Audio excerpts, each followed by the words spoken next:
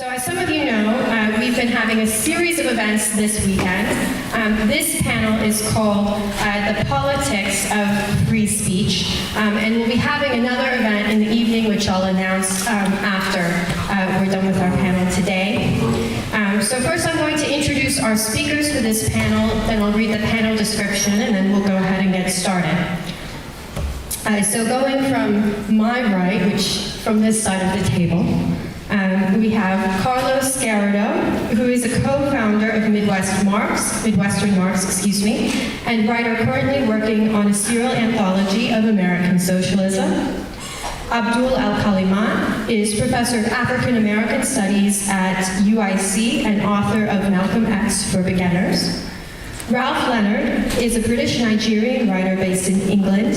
His work has appeared in Unheard, Suppletion Magazine, Aereo Magazine, Quillette, The Platypus Review, and elsewhere. Jack Ross is author of The Socialist Party of America, A Complete History, and The Strange Death of American Exceptionalism. And finally, Jack Weinberg is an environmental activist, former New Leftist, and is known for his role in the Berkeley free speech movement.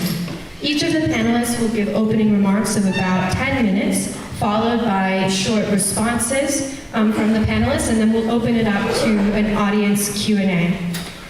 So now I'll read the description that was circulated to the panelists ahead of this event for The Politics of Free Speech.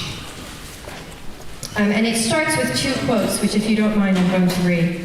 So the first is by Thomas Jefferson from his first inaugural address in 1801. If there be any among us who would wish to dissolve this union or to change its republican form, let them stand undisturbed as monuments to the safety with which error of opinion may be tolerated where reason is left free to combat it. And the second quote that we used is from Friedrich Engels, the Prussian military questioned the German Workers' Party in 1865. The government knows, and the bourgeoisie knows too, that the whole German workers' movement today is only tolerated, only survives for as long as the government chooses, for as long as it serves the government's purpose, for this movement to exist and for the bourgeois opposition to be faced with new, independent opponents. Thus long will it tolerate this movement. From the moment that this movement turns the workers into an independent force and thereby becomes a danger to the government, there will be an abrupt end to it all. The whole manner in which the men of progress, agitation in the press, associations and assemblies has been put down should serve as a warning to the workers. The same laws, edicts, and measures which were applied in that case can be applied against them at any time and deal a lethal blow to their agitation. And they will be so applied as soon as this agitation becomes dangerous. It is of the greatest importance that the workers should be clear about this point, and do not fall prey to the same illusion as the bourgeoisie in the new era, when it was similarly only tolerated, but imagined it was already in the saddle. And if anyone should imagine the present government would free the press, the right of association, and the right of assembly from their present fetters, he is clearly among those to whom there is no point in talking. And unless there is freedom of the press, the right of association, and the right of assembly, no workers' movement is possible. And then we pose the following kind of description and questions to the panelists. From the Sedition Act of 1798 through the Sedition Act of 1918, the right to public speech has been tied to the politics of the state. Both acts were raised in recent prosecutions of Donald Trump to bar him from candidacy in the upcoming election. The 1798 Act was authorized under John Adams' presidency as a means of prosecuting and convicting members of the Jeffersonian press for their support of the Jacobins in the French Revolution and their further criticism of the Adams administration. While the 1918 Act was authorized under Wilson's presidency as a means of prosecuting and convicting Socialist Party leader and presidential candidate Eugene V. Debs for his speech in Canton, Ohio, which called for turning the inter-imperialist war into a class war. Meanwhile, today, the same leftists calling to deplatform the right are themselves called the right and driven off campus. What is the importance of civil liberties, especially freedom of speech, for the freedom of society? Does society have the right to be wrong? What made free speech a socialist cause What is the relationship of socialism and civil liberties? And finally, why has the left suppressed or supported free speech, and what distinguishes its doing so from the right's? In what way is free speech a concern of the left? How is its concern distinguished from that of the right? So with that, Carlos, if you'd like to begin.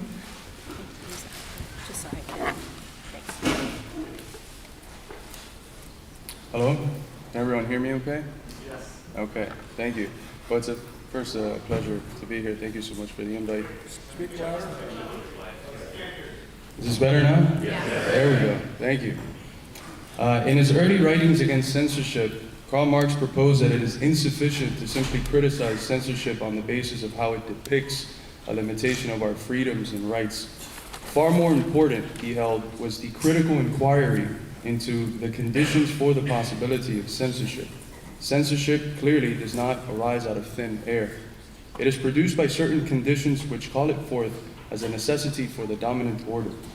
In our age, where censorship is the order of the day and expresses itself in diverse forms, we too must ask, what are the conditions which make this censorship necessary?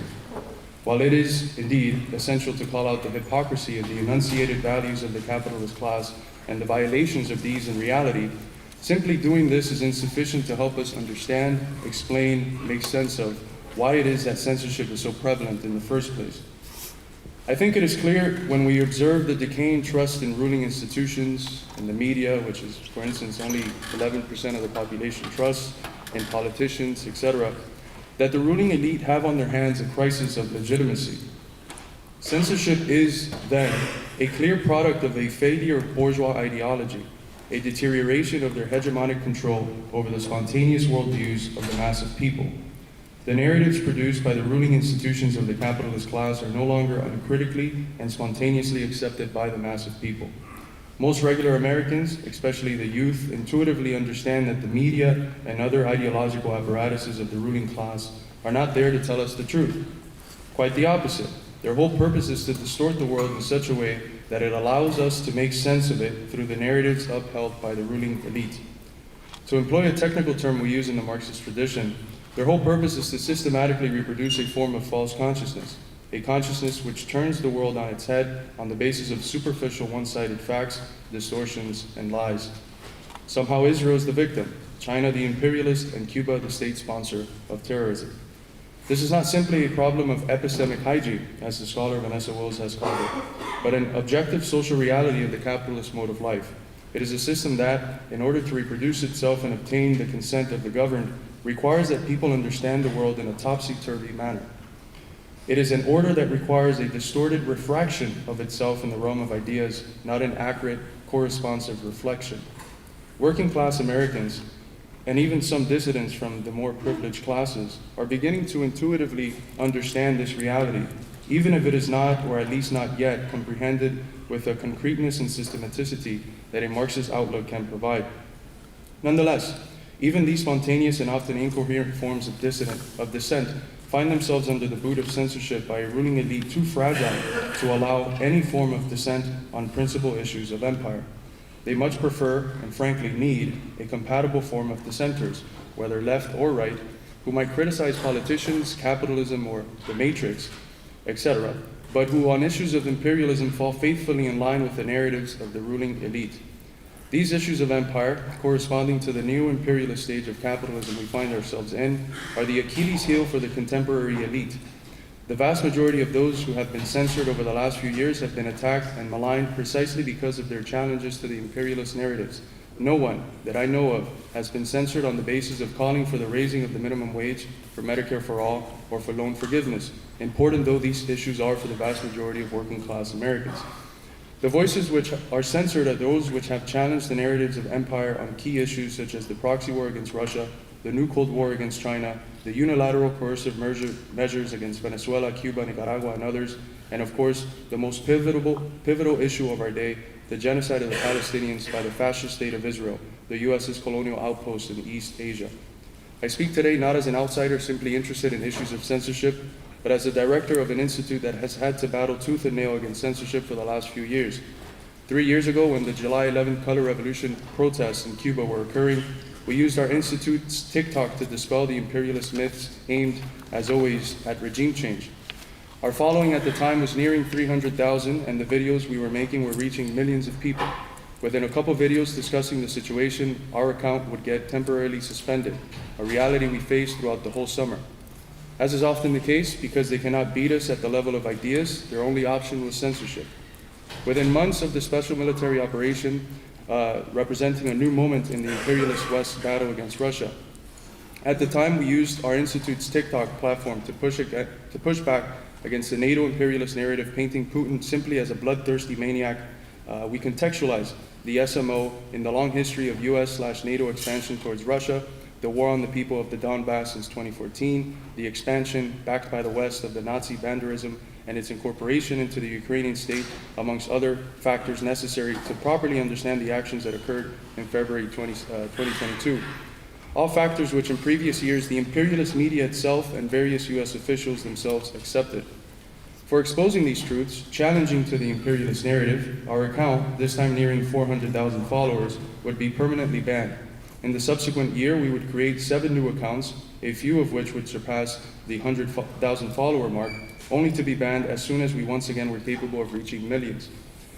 As the investigative work of Alan MacLeod has shown, the year the censorship against the Institute started, the Biden administration would force ByteDance, the Chinese company with the people-centered algorithm that allowed us to grow, to hand over management of their US servers to the Texas-based company Oracle, a company with intimate ties to the CIA.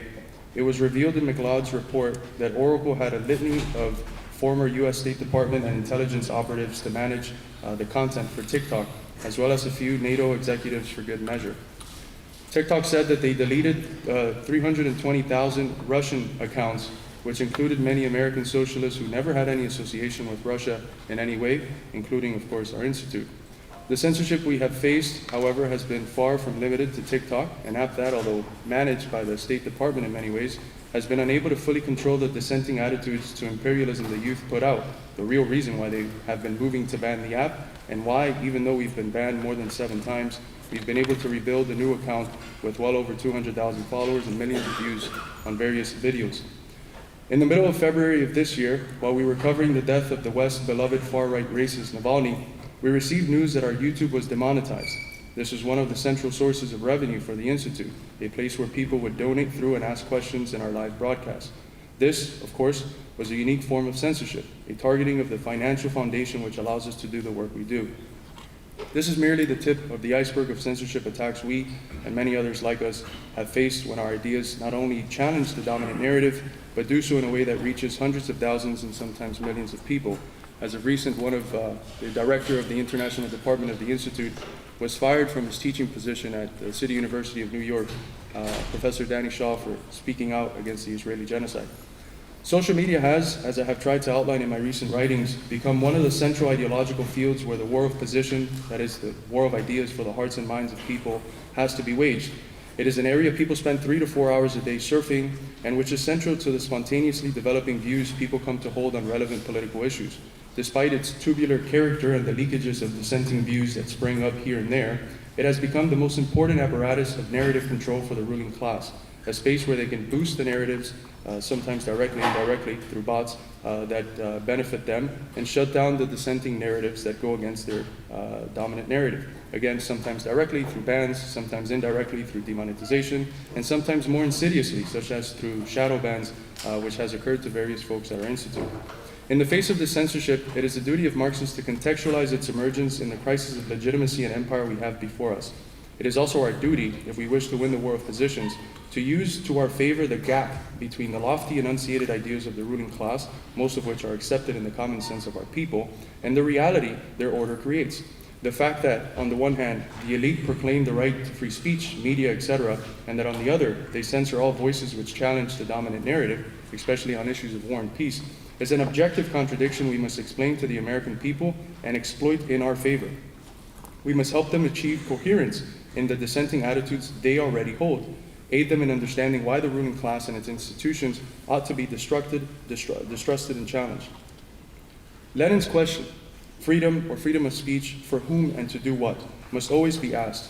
Freedom of speech or of any other kind is an abstraction that contains an obscured class content. Freedom of speech for the elite is the freedom of their speech, their freedom to distort reality and keep us ignorant cogs in a machine they own, profit off of, and hope to continue to run. Freedom of speech for us, the vast majority of people, is fundamentally rooted in our ability to speak truth to power, to challenge the narratives of those who cloak themselves under the auspices of fighting misinformation, while it is they who are the great liars, deceivers, and misinformers. This requires that we stand against censorship of all kinds, not just those who already hold our Marxist worldview. Anyone challenging empire, regardless of how anachronistic their views might be, ought to have their rights to free speech and media protected. As Marxists, that is, as the ultimate enemies of the ruling order, we cannot stand in favor of the states cracking down on dissenting voices on issues of empire, even if, outside of those issues, we might find some of these dissenters' views abhorrent. In our era of blatant censorship, us Marxists ought to defend the right to free speech endowed to us in our bourgeois constitution, even if we are able to understand and explain to others the systematic reasons why the capitalist ruling class will always, in times of crisis, have to violate the democratic rights it enunciates with its emergence on the historical scene. Thank you.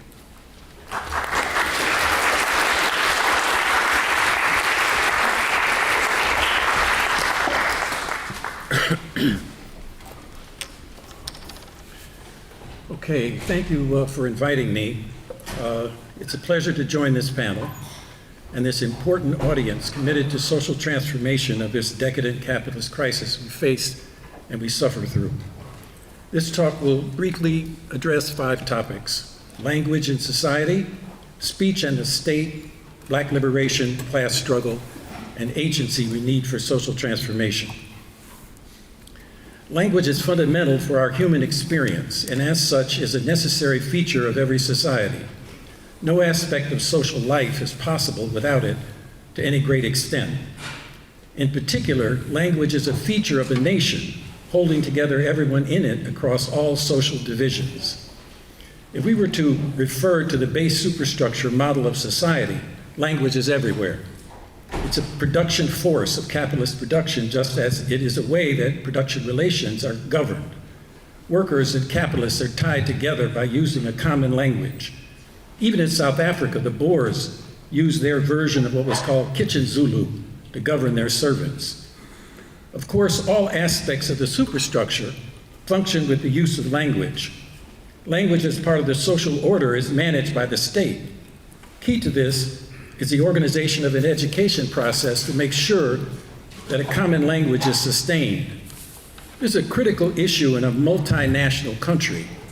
This is a political question with practical functionality. How many official languages should a country maintain?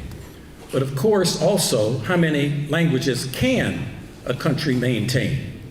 Of course, this is a question that might soon be answered by artificial intelligence.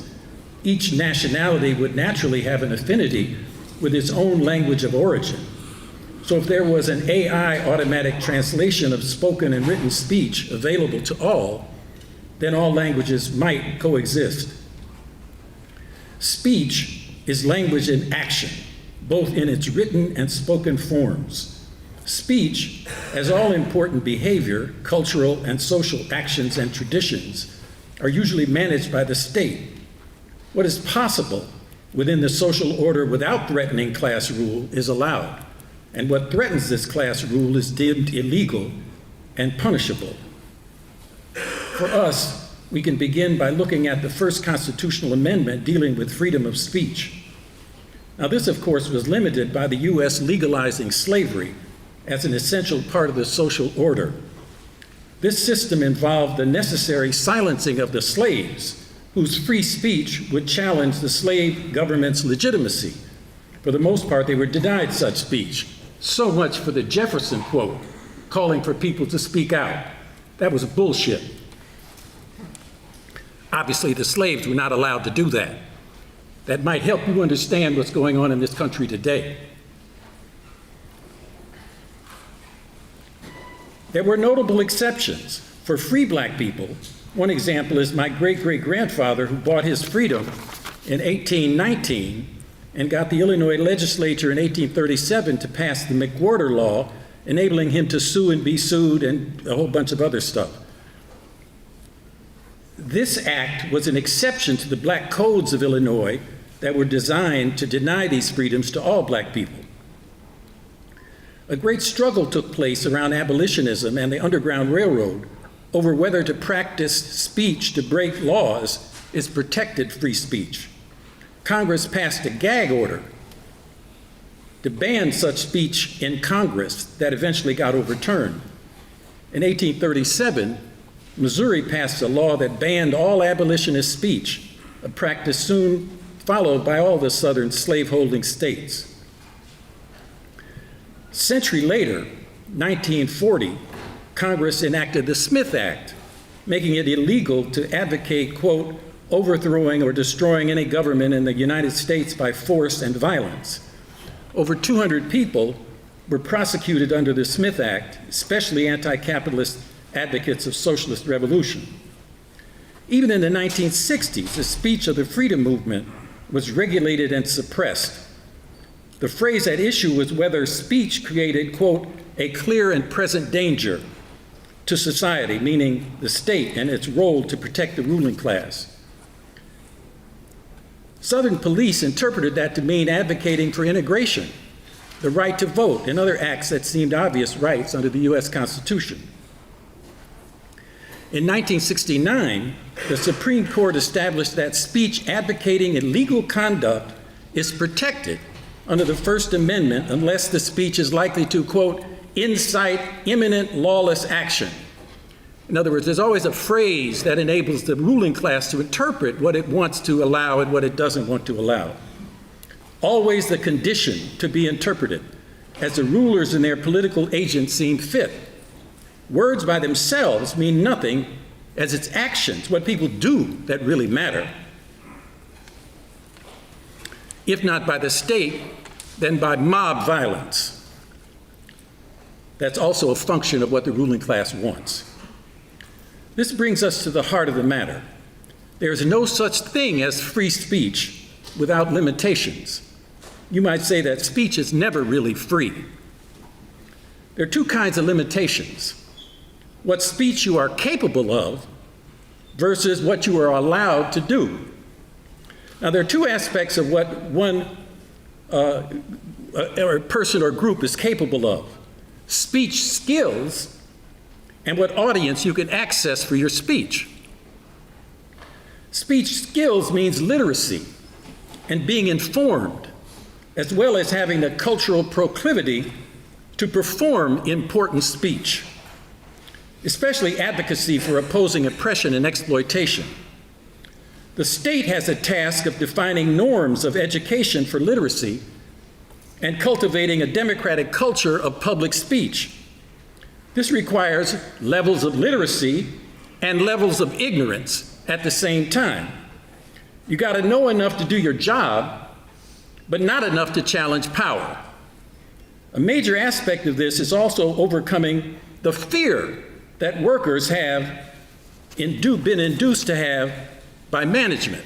This is really a critical question, that workers are afraid because they don't want to lose their jobs. That's a fundamental aspect of this freedom of speech. Not the middle class, I'm talking about the working class.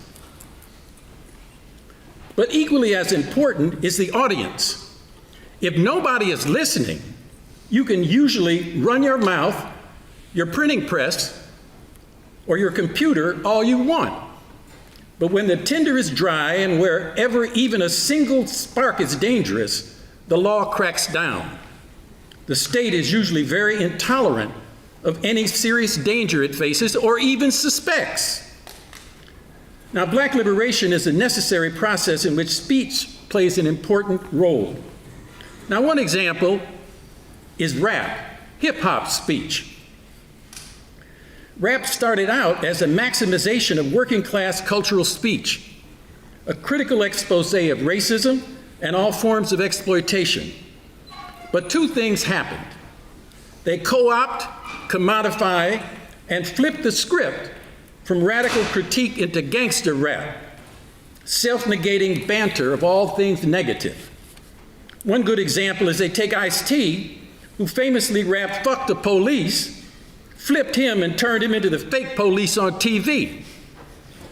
Another is they take Tef Poe, the rapper of the Ferguson uprising, and make him a visiting scholar at Harvard to co-opt and display him as a curiosity in that environment of ruling class domination.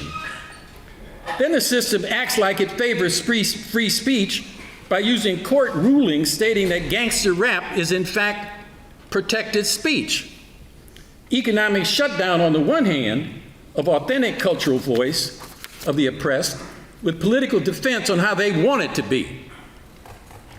The attack continues with a focus on Black studies speech and academic freedom. The attack on diversity and critical race theory is a full assault on Black studies.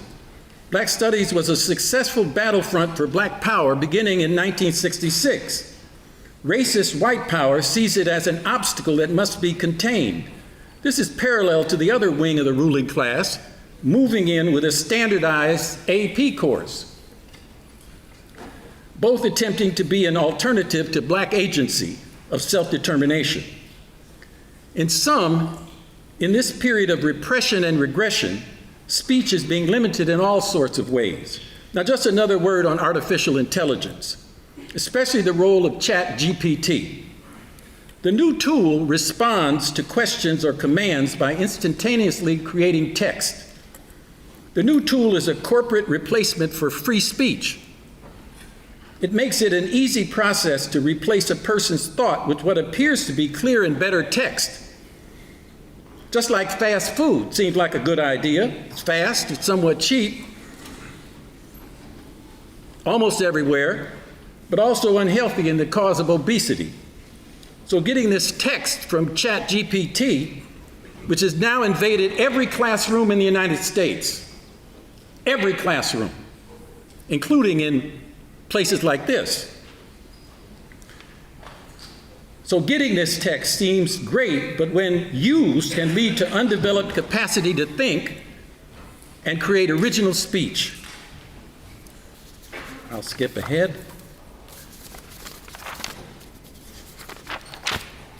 Now let me say in conclusion that the agency we need to advance socially transformative speech is to activate literacy and the norm of democratic debate and discussion among working class and oppressed people. We win when the masses move, and that's our strategic goal, no matter what happens via its legislation or court decisions. The masses make history, and we should never forget that.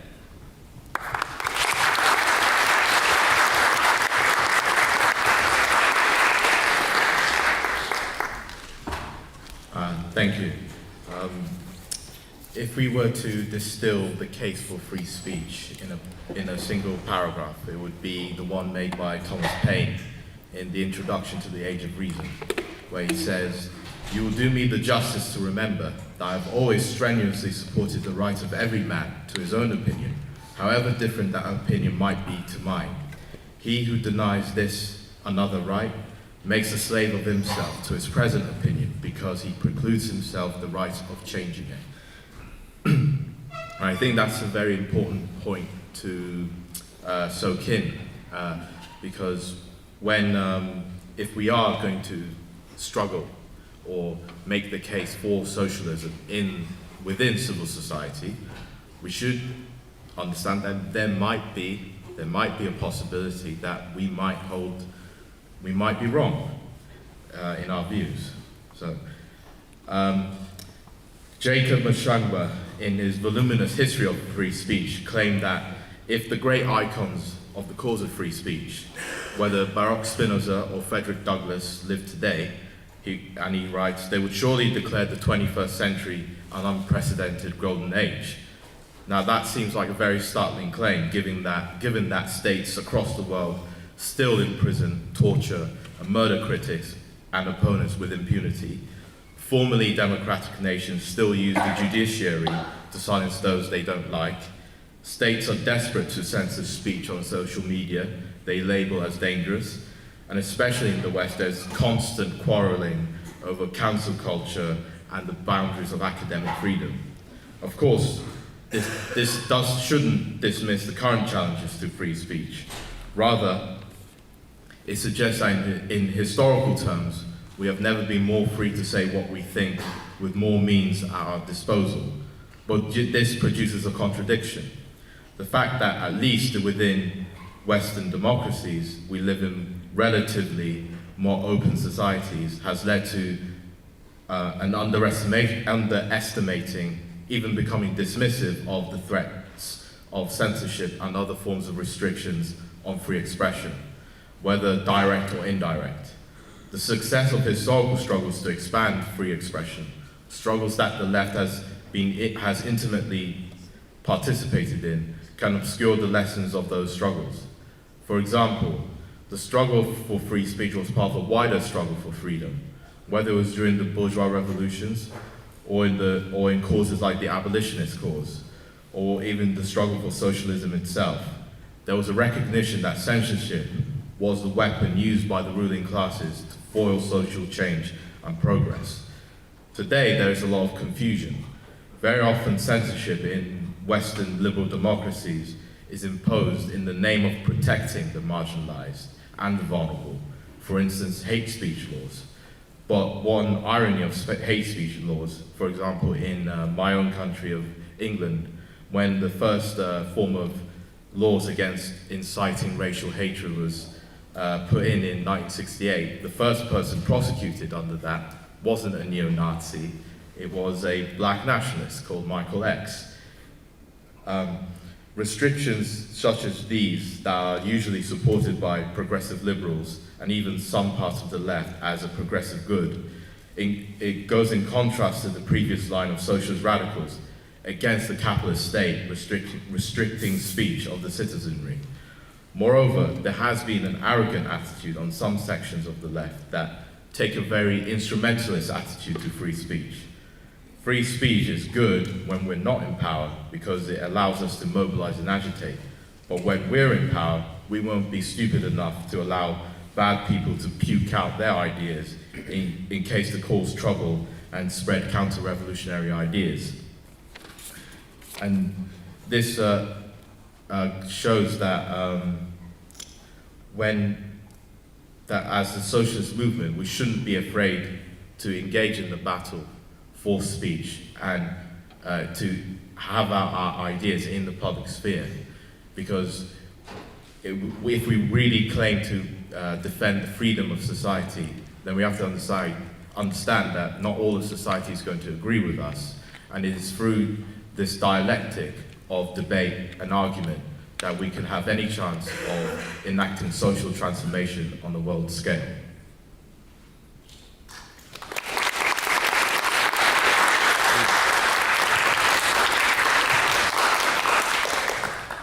So, when it comes to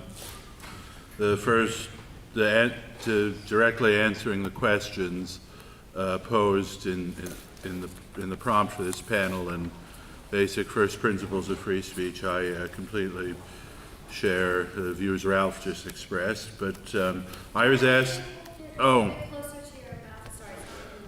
Okay, is that better? All right. So I was asked to take a more historical view on this question. But I guess just to pick up on Ralph, when it comes, so the quotes you opened with, first of Jefferson and also Paine, obviously, and then Marx, and leading that into continuity between sedition acts of 1790 and 1918, and the case of Eugene Debs, of course. Well, on the one hand, it's certainly naive to think that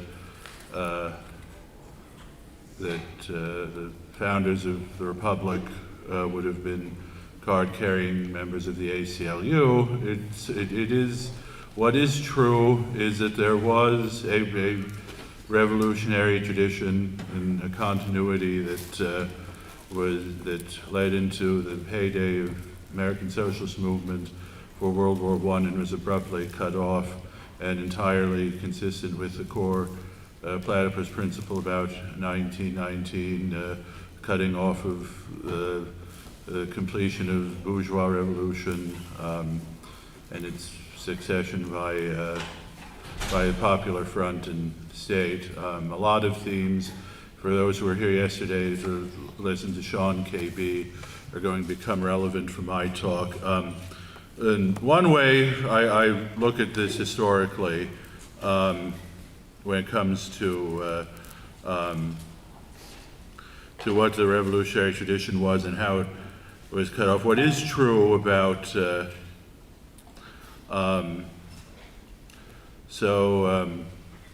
someone I know named Sam Goldman, a GW professor, had a short book a few years ago called After Nationalism. And he had his three rival concepts for American history of covenant, crucible, and creed. And covenant being in Puritan origins, American nationalism, manifest destiny, and culminating in Wilsonianism, where it crucially had much more of a popular base of support.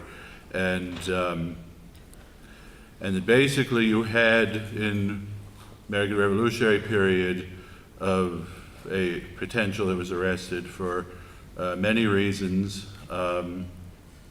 but slavery obviously being one, but also just simply just very basic dynamics of revolution, counter-revolution. You would have had a crucible idea of a single American nationality and creed, basically what was for much of the 20th century called American Creed, value system derived from the Declaration of Independence and Bill of Rights, that in the New Deal period. And basically, because in First World War, Wilsonianism ultimately failed as a nationalizing project, collapse of prohibition, disillusionment with Wilsonian foreign policy, and also you had the arrest of the socialist tradition to the extent you had some, and so basically the articulation of the American Creed beginning the New Deal era,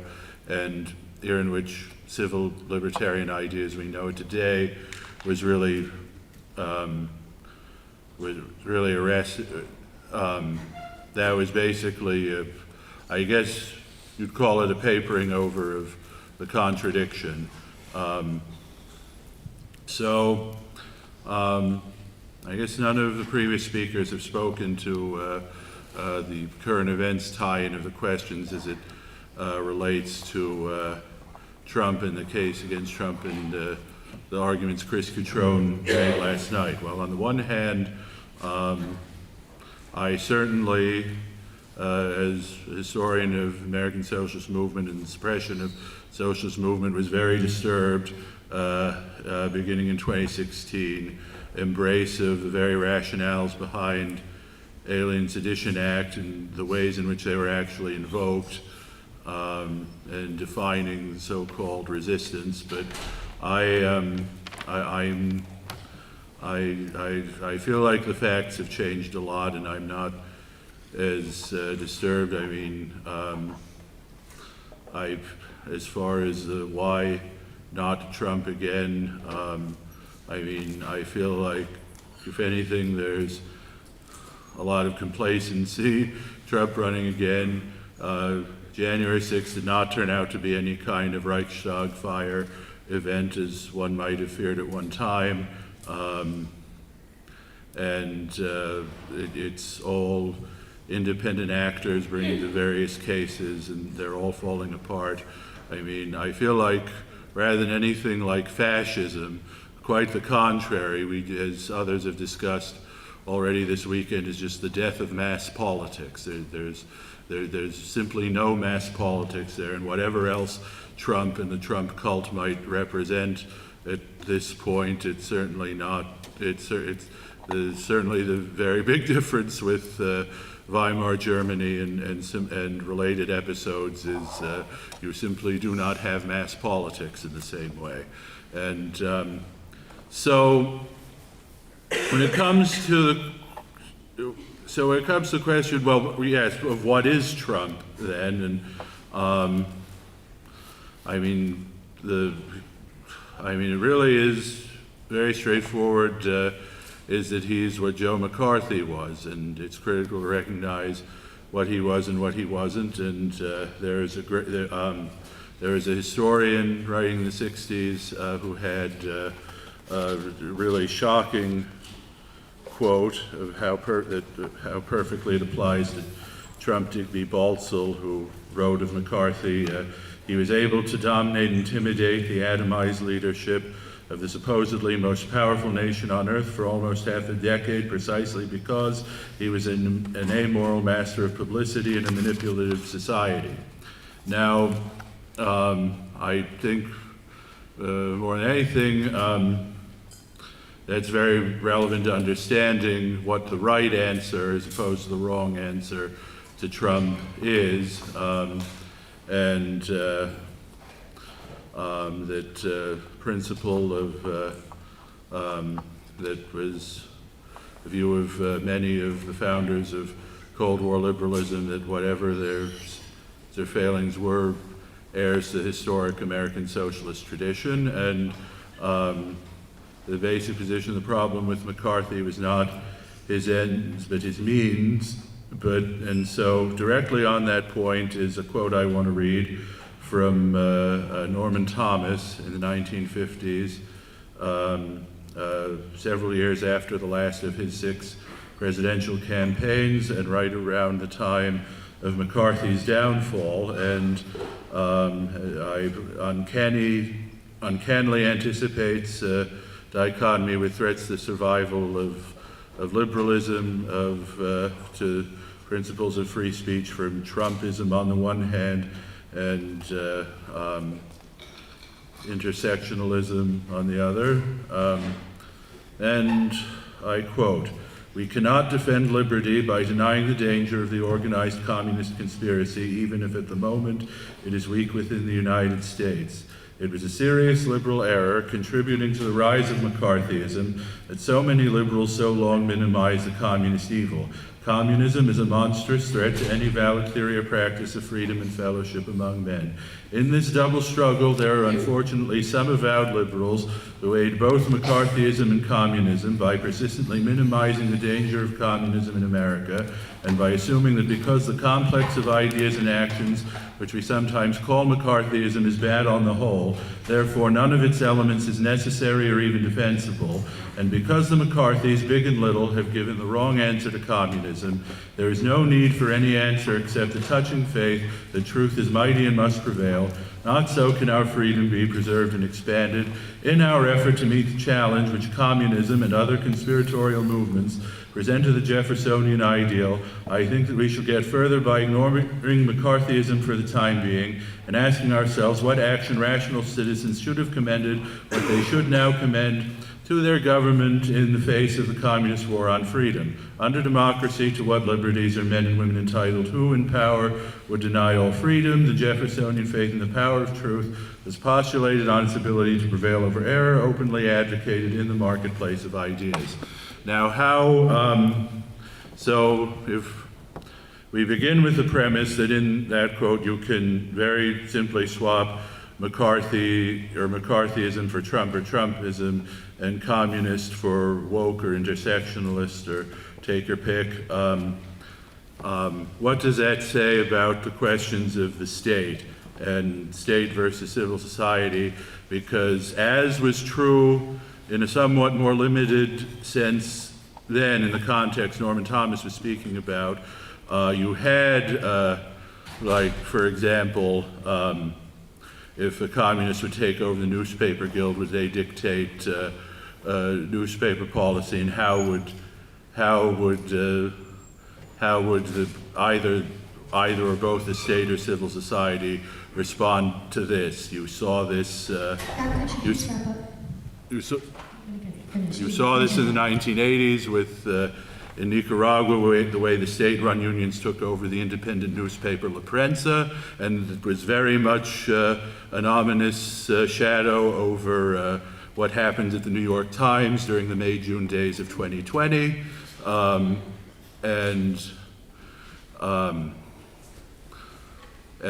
so I guess the discussion needs to be had is, I mean, if we talk about how do you take it on the right way. We've seen enough in the last few years of very much like the way pro-McCarthy groups took it on the wrong way. You've seen a lot of the groups, the more right-wing groups since 2020 that have, their limitations and failings have become evident. And again, as I said, discussion yesterday about state versus civil society is relevant. We are still a few centuries out from along the Marxian lines, the state withering away, and so it is a process of continuing to negotiate that about how can the state or democratic accountability bring to heel organizations of the professions and corporate capital that create these threats to the principles of liberalism and free speech, and that I would say, in a nutshell, is the challenge we face today.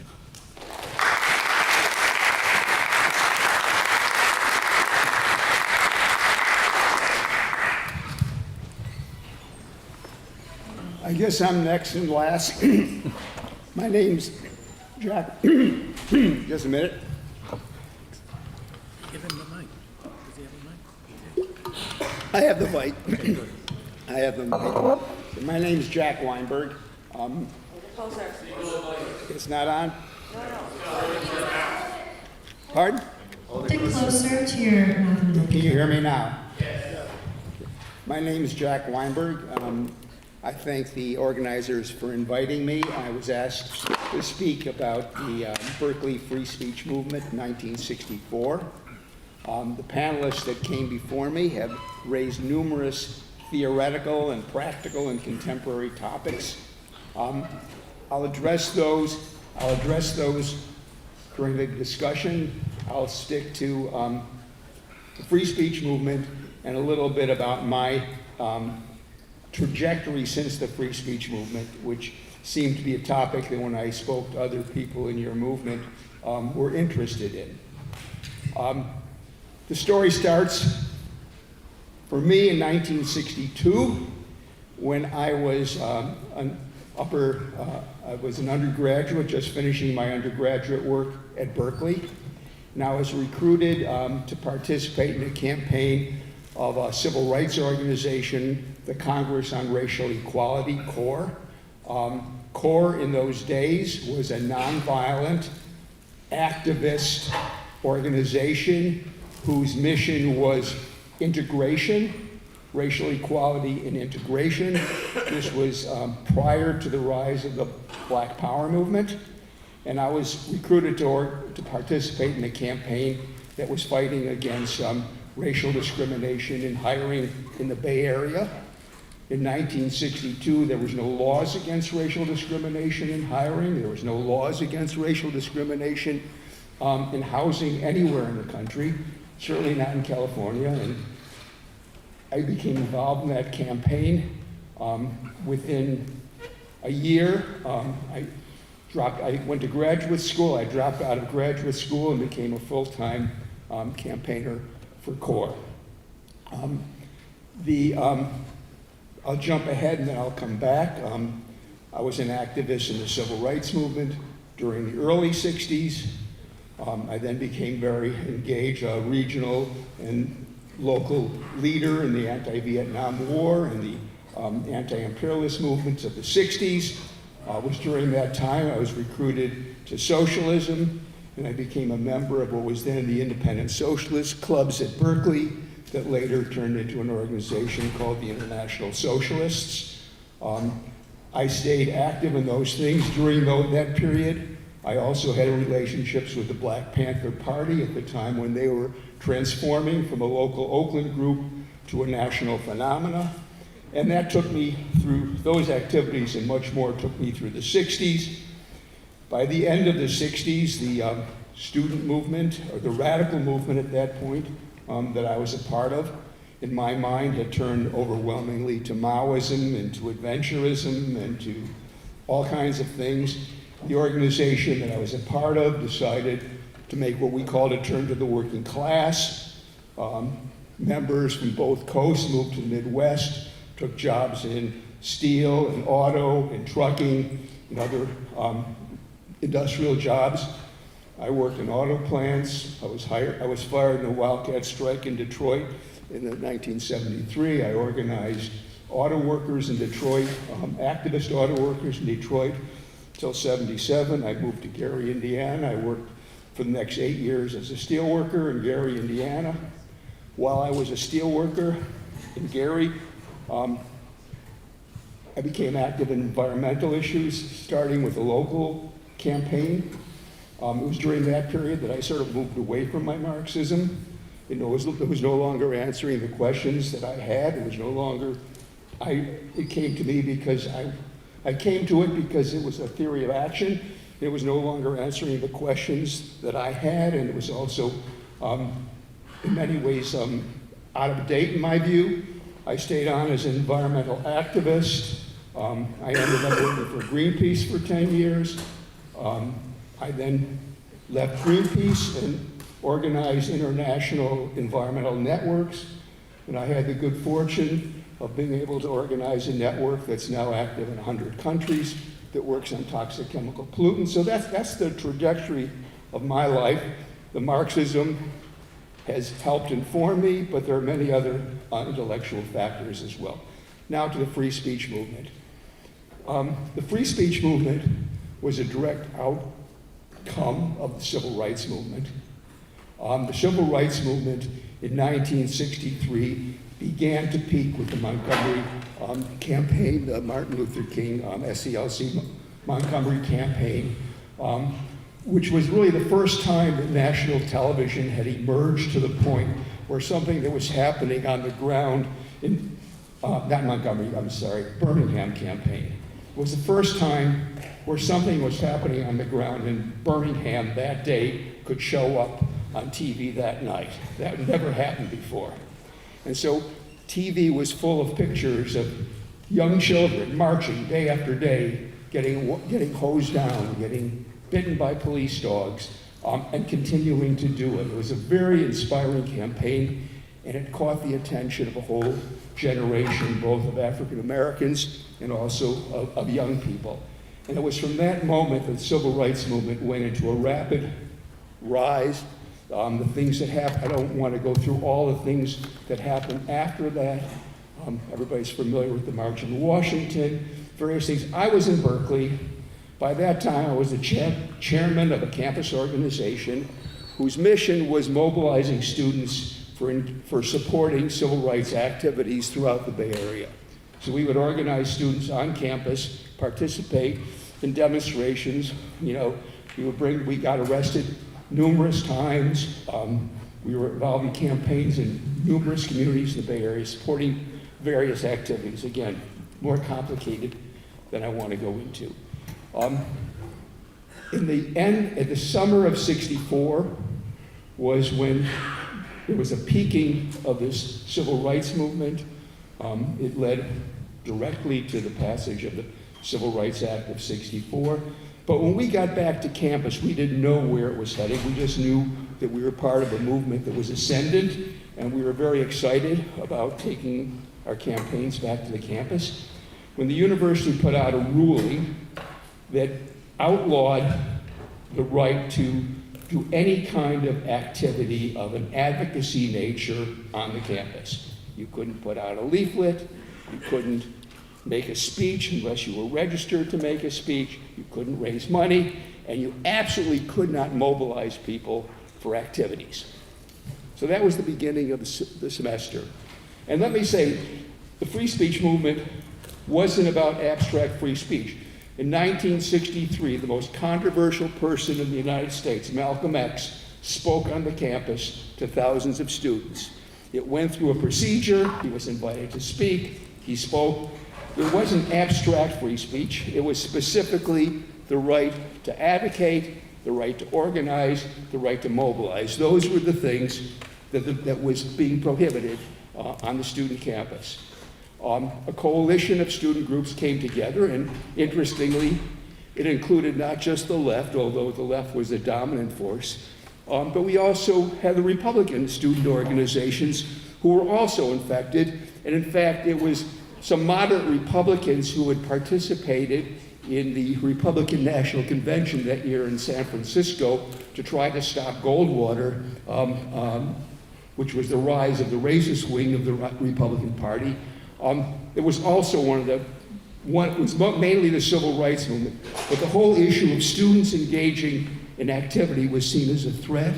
The business community put pressure on the university, and the university tried to shut it down. So the issue was advocacy, organizing, mobilizing, not free speech abstractly, and the people who responded to it initially were the organizations who were engaged in those kind of activities.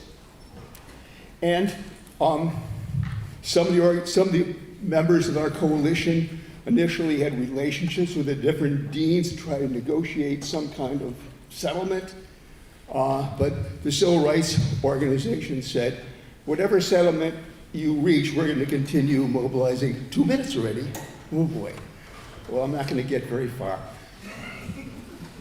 We won the campaign. 800 students sat down in the university administration building. More than 1,000 sat down, 800 were arrested.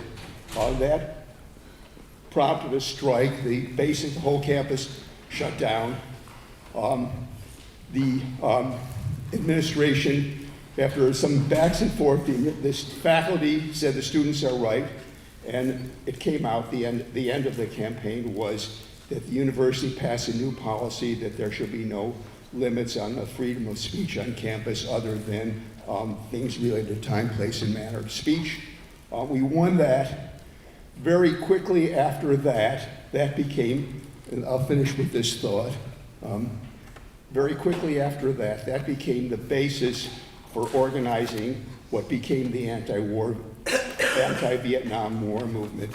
The students used those rights to organize a mass anti-war teach-in. 35,000 people participated, over 24-hour activity, 35,000 people participated, formed an anti-war coalition on campus that later called for the first national mobilizations against the war in Vietnam. And I'll end on this note.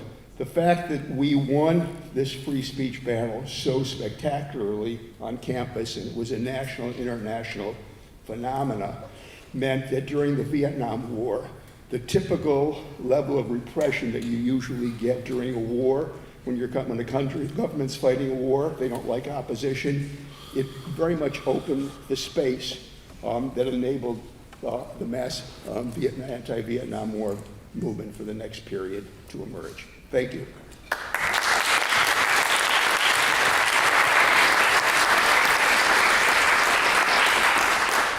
Thank you so much to the panelists for these opening remarks. Now you will all have just an opportunity to give brief responses to the other panelists before we move to the Q&A. Carlos, I'll let you go ahead and take the first opportunity, but please do keep these brief so that we have plenty of time for questions.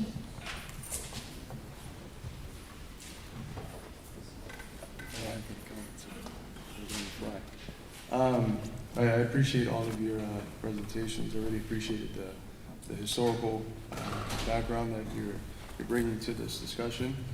I very much appreciated your discussion about language and how that... Could be close to them. Sorry. Nobody can hear you if it's not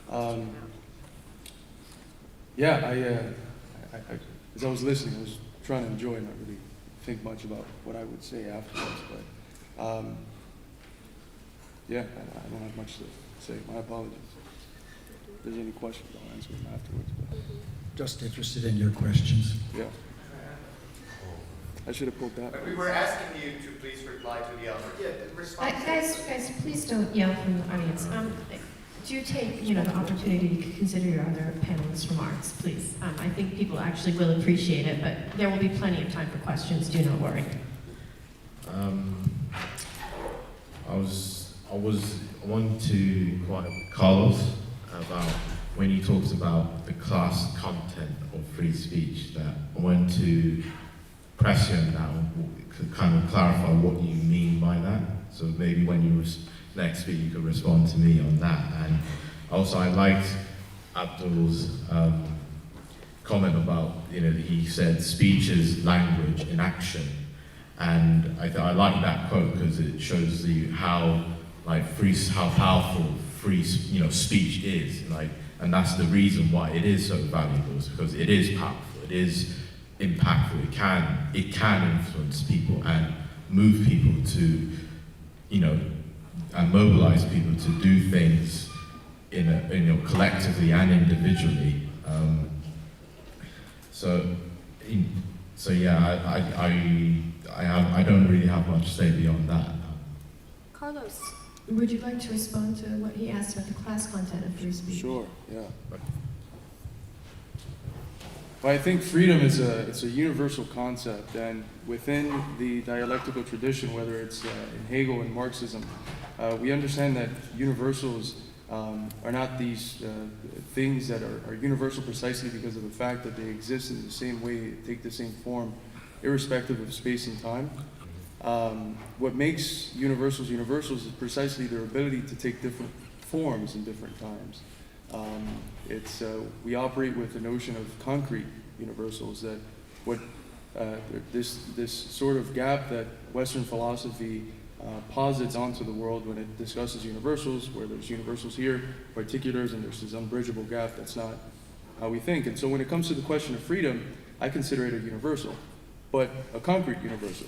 It's like freedom for who to do what? That's always been the Leninist question. And when it comes to free speech, we have to realize that to a certain extent, when you have a class that does have the power and controls over the means of communication and not just the legacy media now, but the control over the web, free speech for them means free speech for their class to say the things that benefit the narrative or the accepted parameter of narratives within the bourgeois order.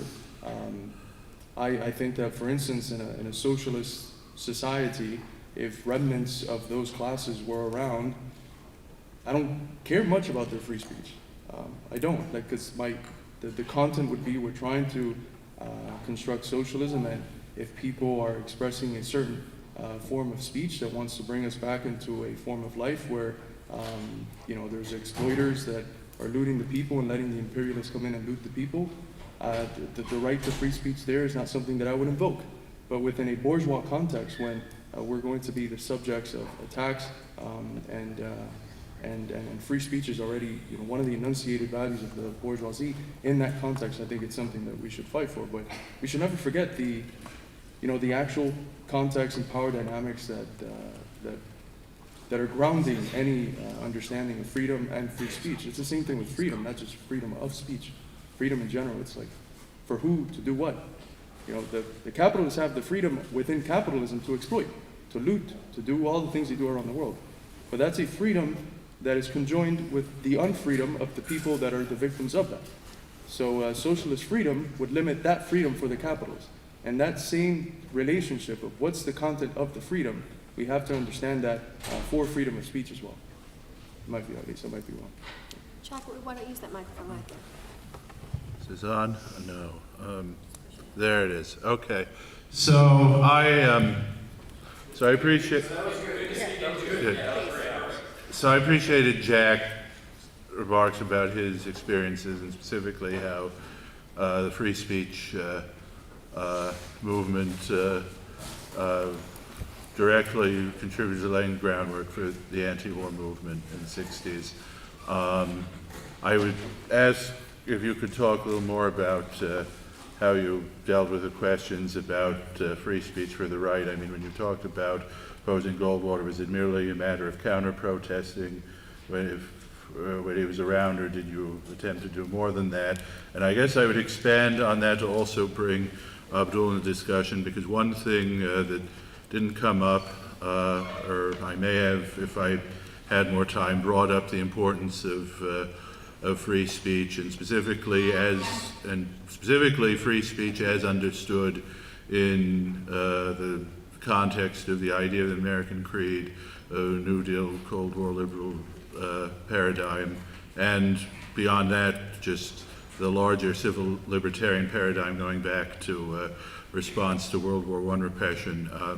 I mean, Abdul, to bring into that discussion about what do you see that, I mean, how, since you have some rather different views, I mean, one person who very much represented the importance of that ethos to the success of the civil rights movement was someone who was very opposed to rise of black studies, became DEI paradigm, as you describe it, and as being on the side of the free speech struggle. I mean, that was Bayard Rustin. So I guess I would ask you to.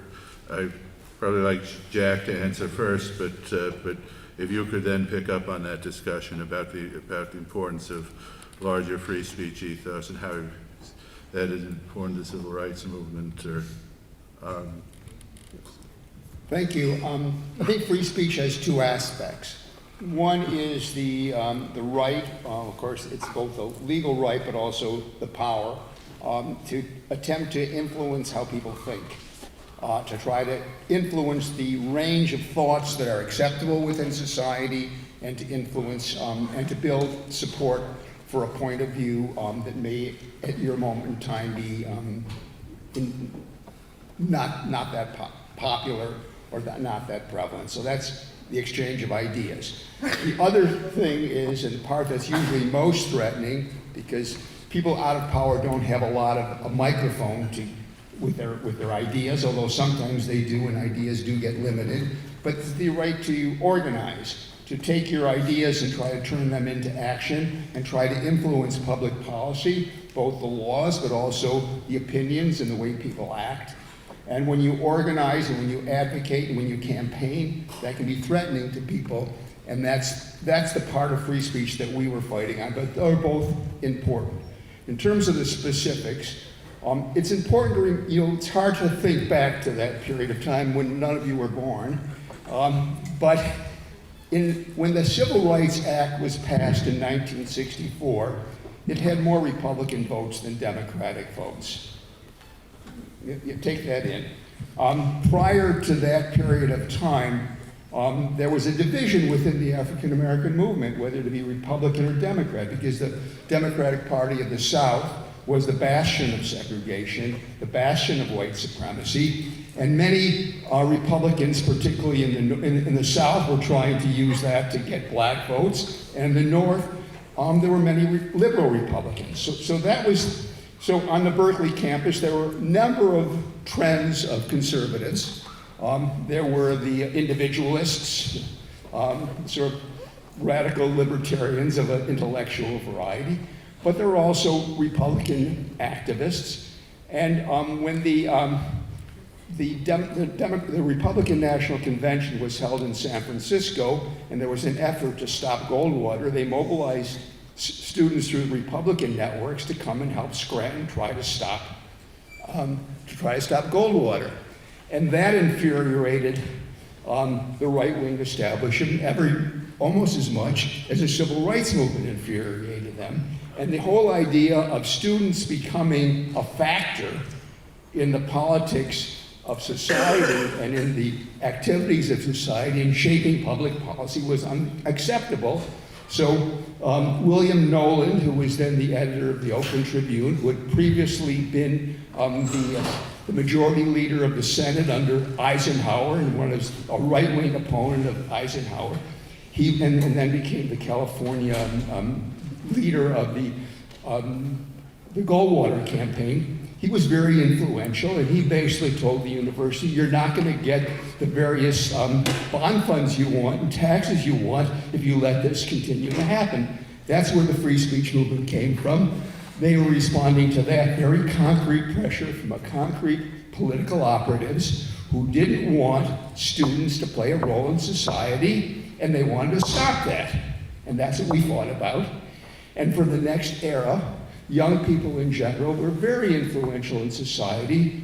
And in fact, and it's too much we go into here, much of what we see today with Trump and Trumpism is the logical outcome of the interchange, I guess it was still Marx to say the dialectic, between the upsurges of the 60s and the issues that were being raised in the 60s and the reaction to them, in which the other side had more money and more patience and ultimately better organizing skill, and they built the right-wing movements we see today, and the left went into a sort of zombie mode and didn't know how to respond. Thank you. Thank you for the question. What he's referring to is symbolized by the contradiction between Martin Luther King and the integrationist movement that say, the early core represented, which incidentally comes out of Chicago, and Malcolm X, a nationalist movement. Both of these tendencies were fundamental, really, to the political culture in the African American community. And it's important to recognize that both of these men were assassinated. So it's not a question of privileging one view or another, because both tendencies challenged power. The interesting thing about the rise of Black power, and therefore out of that Black studies, is that it comes out of the confrontation that the integrationist tendency had when it confronted institutional racism of higher education and any other institution, workplaces, etc. And therefore you have the development of Black caucuses. In other words, the essential idea that oppressed people have to self-organize and do so in opposition sometimes to allies. It's very interesting. I'm working on a project now regarding the Underground Railroad. The state of Illinois has passed an act which establishes a task force to deal with the question of the Underground Railroad in Illinois. And what's interesting about historical narrative regarding the Underground Railroad is it's often about the allies, you know, people who had houses in secret rooms or whatever. And the missing link in all that are the freedom seekers, the real heroes and sheroes of the Underground Railroad. But it's the white allies that get the narrative. And so the question really is, how do we even see freedom of speech, use that phrase, and not focus on the oppressed, who are the actually people who were silenced in the society? Not the activist movement that is in court and their legislation, etc. The real silence is the masses of people. Because once they, you know, this phrase, consent of the governed, very important phrase, because it's an illusion. In other words, how many people vote in the elections, etc.? What is the consent that anybody is given to ruling class rule? So anyway, to get to the question, there was also a generational crisis. People who had invested in the civil rights movement were absolutely shocked by what was happening in the 60s when it came to 64, 65, and then 66 with the development of Black power. And so the voice changed from the Southern integrationist movement, which was trying to catch up with the sort of liberal experience of the North. And I say sort of because there was segregation in Chicago, de facto and, you know, real. In other words, my mother helped to integrate the Walgreens that's in the Loop on Michigan Avenue. So the shift moved to the North and became much more a question of power. And out of that comes the Black Panther Party, comes all kinds of transformation of SNCC, and the emergence of Malcolm as a voice. Now, the interesting thing about this generational crisis is that we're now facing another generational crisis, because the middle of the 60s, with the development of the League of Revolutionary Black Workers, really was the last major revolutionary impulse of the factory-based working class of this country. And that, because of the deindustrialization that happened, factories moved to the South, to, you know, right-of-work states, and then they moved to Mexico. And so this deindustrialization occurred. Detroit is no longer what it was. You know, Chrysler had 60,000 factory workers in Detroit. They don't even have 60,000 factory workers in the whole country now. That was what was driving the Black Power movement, was the emergence of a new thrust a self-determination thrust among black working class people. That's the basis of black power. That was the basis of the Panthers, even though they had a street analysis. James Boggs in Detroit talked about the street force. They were really idealizing the unemployed as a force for revolutionary change. But today we have another transformation, and that's the rise of hip hop and the rise of the cultural expression of people who are marginalized from full-time work. But now it's interesting because what's happening right now is a reindustrialization of the South. The development of electronic vehicles. Now billions of dollars are going into the South to build new factories. This is going to suddenly then make an opportunity for people not to work at Amazon or to, pour coffee in Starbucks, but actually have a real factory industrial job, which is going to change the class nature of the struggle in the South, and it's going to change the class nature of black and white proletarianization. These are the forces that we as people on the left ought to be talking about constantly, is how to impact the literacy and the speech behavior of the working class. That's the fundamental question. Of course, students are important. Of course, middle-class radicals are important. But the fundamental issue is what is happening with the working class in this country. That's the fundamental issue. And that includes a lot of people who are pro-Trump. Why are they pro-Trump? That's our class. And we have to fight for them. Black, white, and everybody else. But thank you for the question. Abdul, just a real quick, so about Bayard Rustin, which Jack Ross raised, I mean, was he just wrong to think that black power was kind of a step back or a concession to the failure to build a larger mass movement? Or what do you make of that? I think that's what Jack was trying to raise. Well, I have a tendency to want to argue that there is this idea of 1 into 2, and then there's this idea of 2 into 1. And just like the reason I brought up King and Malcolm is that there was a convergence of an understanding of who the enemy was. And I think Bayard Rustin and his background coming out of the Quaker tradition, coming out of the attempt to build the civil rights movement, the attempt to live out his own personal life. There were a lot of contradictions that Bayard Rustin was dealing with. And Trotskyism, too. Yeah, left tendencies. And I wouldn't say he was, I think he was wrong in opposing the revolutionary potential of black power and of the self-determination impulse. But I don't think he was wrong in terms of the contribution he made to the common struggle that we're all engaged in. And so I think that, well, I'll just leave it at that.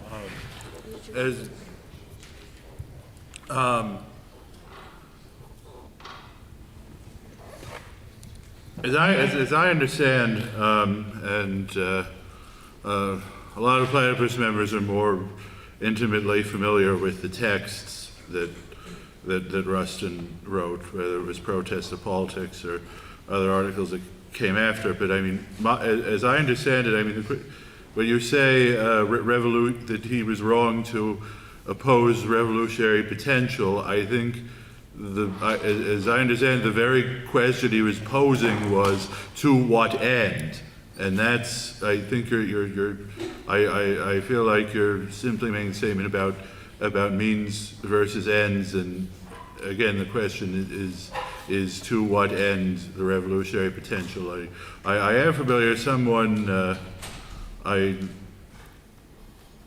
knew who interviewed him in the 80s, and as I do recall in that interview with Rustin where he said, it basically said if King wanted to move north, did he have specific concrete goals in mind? Did he know he would have a mass movement behind him, and up to a point, I think he did, but I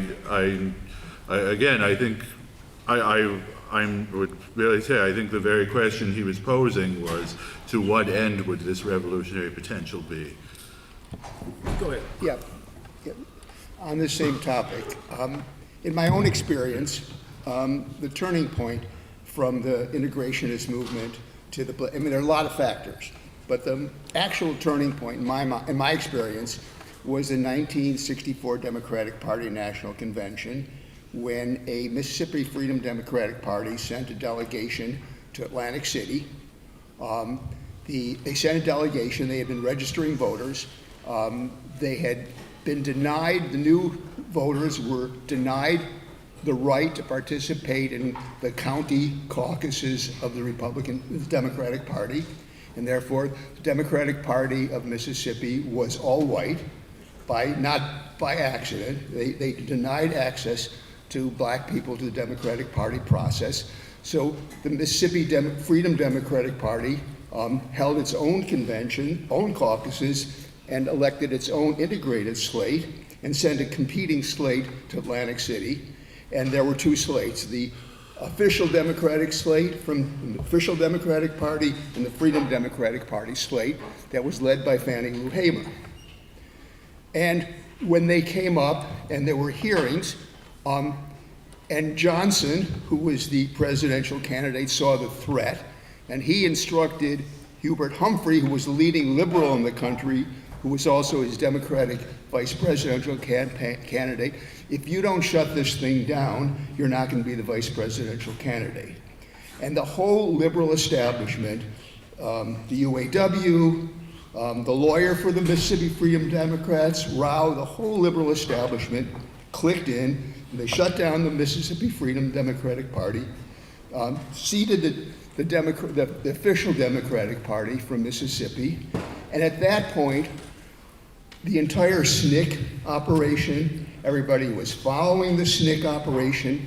The one lesson is you can never rely on white allies. And so that was a huge turning point in the African American movement, as I saw it.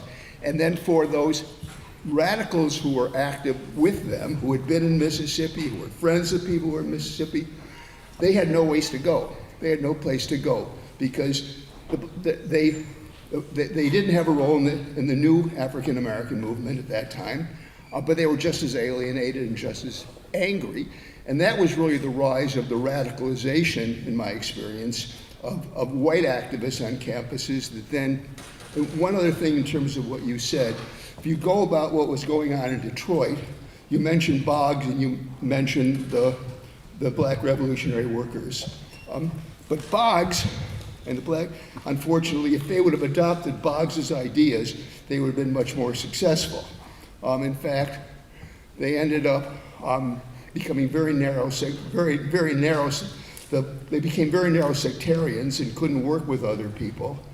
And Boggs had a different set of ideas. And so that was part of their dead end was organizational as well. But yes, that was a big movement in Detroit. You know, I was fired in a wildcat strike that was associated with sort of the high point of their movement. So yes, thank you. Okay, there's a lot of issues I want to deal with. First, I was chair of SNCC in Chicago, and I was at Atlantic City. So I know a little bit about that. The question you raise about where is it going? What is the end process? And you also pointed out just that the League of Revolutionary Black Workers made mistakes, and they could have done, you know. See, I think history has to be understood in terms of what actually happened, not in terms of what we can make up and assume that people have made errors, that we imagine what could have happened outside of the actual historical process. We, you know, as materialists, we have to understand how history actually develops and not make up alternatives. That's what happened. A lot of times people said, if I was in the civil rights movement, I would have done this, that, and the other, as opposed to understanding that people are rational and people do what's possible. And that's the way we have to understand history. So when we think about where is something headed, what did black people do? Everywhere that black people went, they formed black organizations around the self-determination question. On campus, it was the Black Student Union, the Black Panther Party. It was Jesse Jackson in Chicago organizing black business people in terms of what he was doing. In other words, what Bayard Rustin was talking about simply didn't happen in the tactical sense of what black people actually did. They organized for power. And that's the way in which the society changes, on the basis of how you think about power. Does that mean that the integrationist movement or allies or transnational groups were irrelevant? No, it doesn't say that at all. That's the point I was trying to make. I'm not trying to demonize anybody, but I am trying to talk about what actually happened. So that, for example, in Chicago, when the Black Panther Party organized, there were hillbillies in Chicago, some white people, working class people organizing, and they were carrying forward the Confederate tendency, because that was their understanding, their misguided understanding of the South. The Panther Party went to them and they began to work together. The same was true with Latinos. In other words, what actually happened is what we have to understand. And so this whole question today in this country is looking at free speech. The question is what I raise. Who has skills for that? And so the decline of education means that working class people do not have the same skills that they had in the 1960s. In other words, people who worked in factories became more literate. The Detroit workers were more literate. That's not true today. And so when we start talking about what is possible for social change, if we don't deal with the question of literacy, we don't deal with the question of what cultural proclivity there is for speech to overcome the fear that workers have that they will be penalized and fired and unable to take care of their family. That's the reality we're dealing with in this country. So when we talk about Trump, you know, we can talk about, is it Trump the magician, or is there a real movement?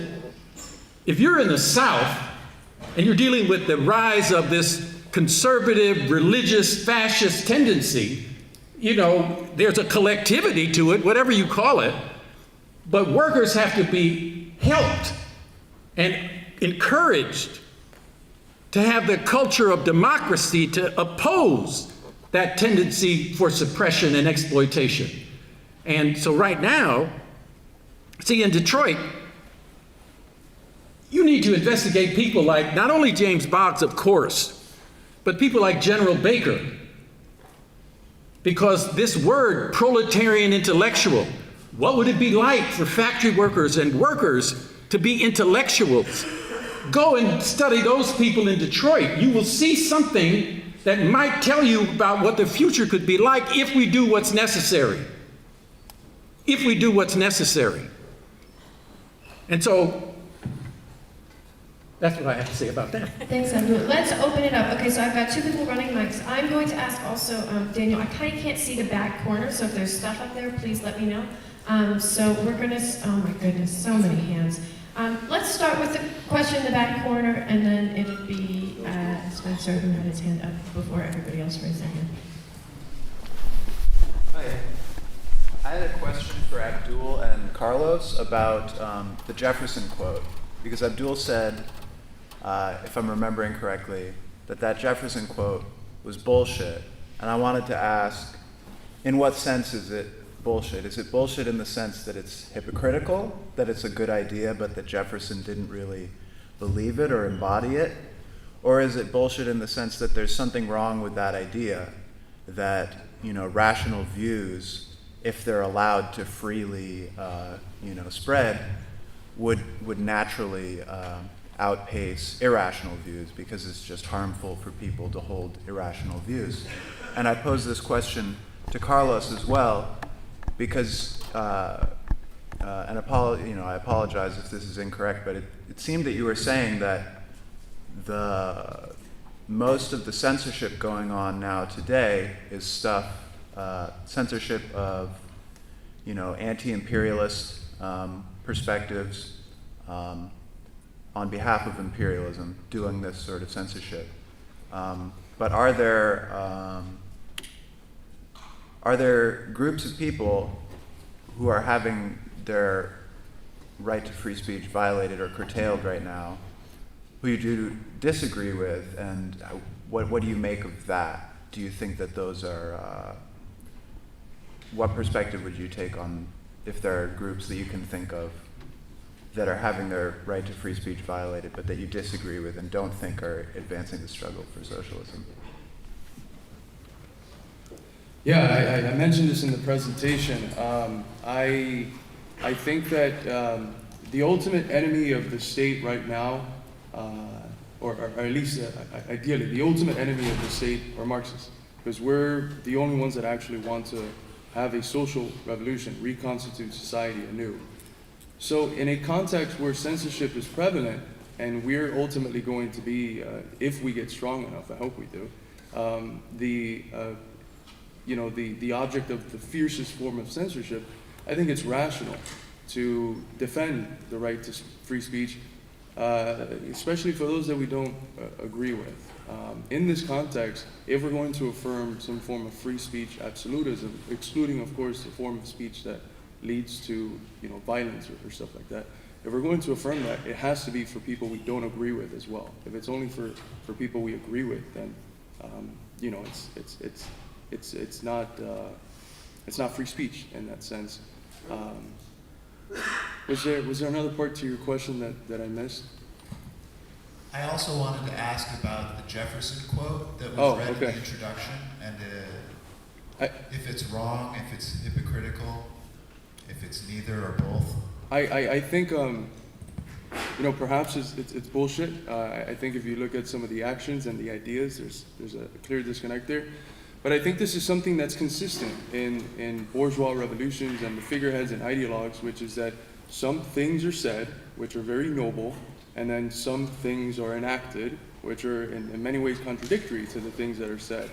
And this is specifically because all of the bourgeois revolutions are revolutions that are led by a very small class that needs to win to its side the vast majority of people, and so it has to affirm what are narrow class interests in such a universal form that other classes can join in with it. But then the order that it establishes is as absolutist and brutal as the feudal orders that it overthrows. And what ends up happening specifically in the US, and I've done some research and writing in this area, is that by the 1820s and 30s, the people that are born and bred believing the Jeffersonian ideals of democracy and the democratic creed, they're looking around and they're like, this isn't very democratic. I mean, you have the formal aspects of elections and stuff, but if you look at industry, you have tyranny there. There's no democracy in industry, and what ends up happening is, to use an expression from Dewey that comes in the 20th century, is that politics just ends up functioning as the shadow of big business. So they held, on the basis of that democratic creed that they saw as taking from Jefferson, that the only way to actually actualize those bourgeois values and give them concrete form, realize them, was through socialism. They're not using the term socialism, they're using the term communalism or something else, cooperative societies. But I think there's something that we have to do concerning that gap in bourgeois thinking, where there's the enunciated values that the vast majority of people already accept as common sense, and then the reality of the order. We have to exploit that gap. We have to let people know that, hey, we're the society that was founded on the rights to life, liberty, pursuit of happiness, right to revolution. What a paradox that in the 20th century we've been at the front line of preventing people from emancipating themselves and having their revolutions. How interesting that we proclaim with this Gettysburg Address to defend the government of, by, and for the people. Where is that? No American experiences in their everyday life a government of, by, and for the people. It's a society very clearly of, by, and for big capital.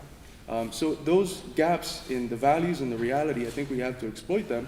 And then with time, perhaps develop a new way of conceptualizing. But the most important thing for communists, and I'll wrap up with this because I'm getting long-winded, is to realize we have to convince people, we have to educate them. And to educate, you have to find points of contact with people. The way I've described this is you have to find the rational kernels in the incoherent worldviews that they develop spontaneously on the basis of bourgeois ideology, and use those rational kernels to disarticulate it from the dominant worldview that they have right now towards a new Marxist one.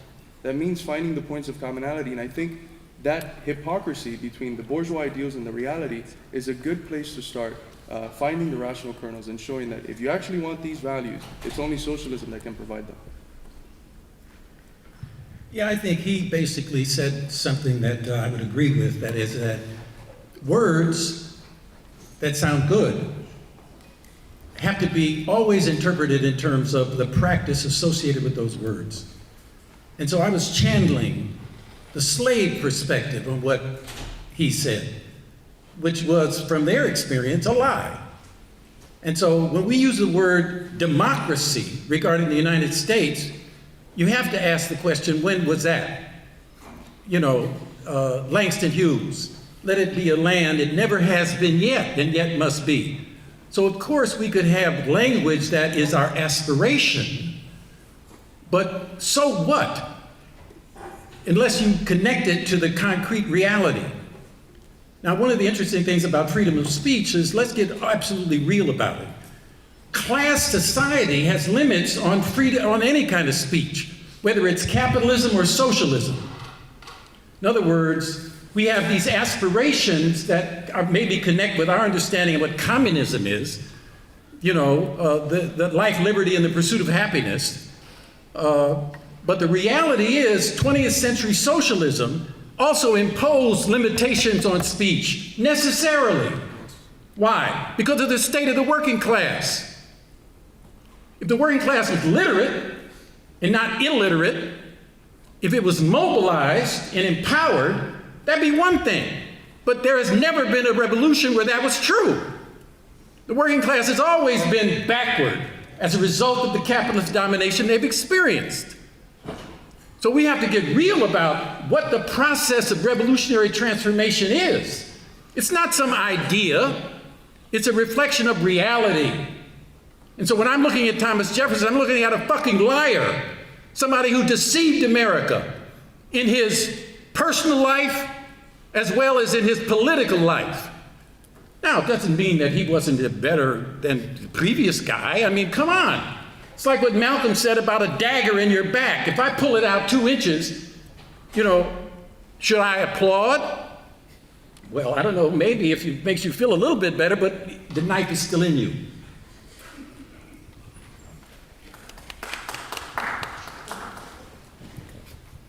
Do you want to say Something, Ralph? No.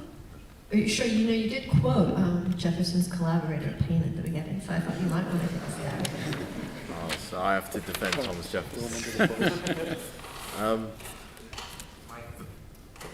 Okay. So I would simply address Jefferson, that the hypocrisy or the double standards doesn't necessarily discredit the original claim of, whether it's the Jefferson quote or the Paine quote or, the lines of the Declaration of Independence, but it is what those aspirations also imply is a task for us to really realize them, because these values are universal. They don't belong to, they're not original to Thomas Jefferson or Paine or any of these figures. They are, products of a historical process, and it is up to, us or the socialist movement as inheritors of these struggles to truly realize them in a way that these figures couldn't have possibly imagined. We got Spencer's question, and then next, let's go.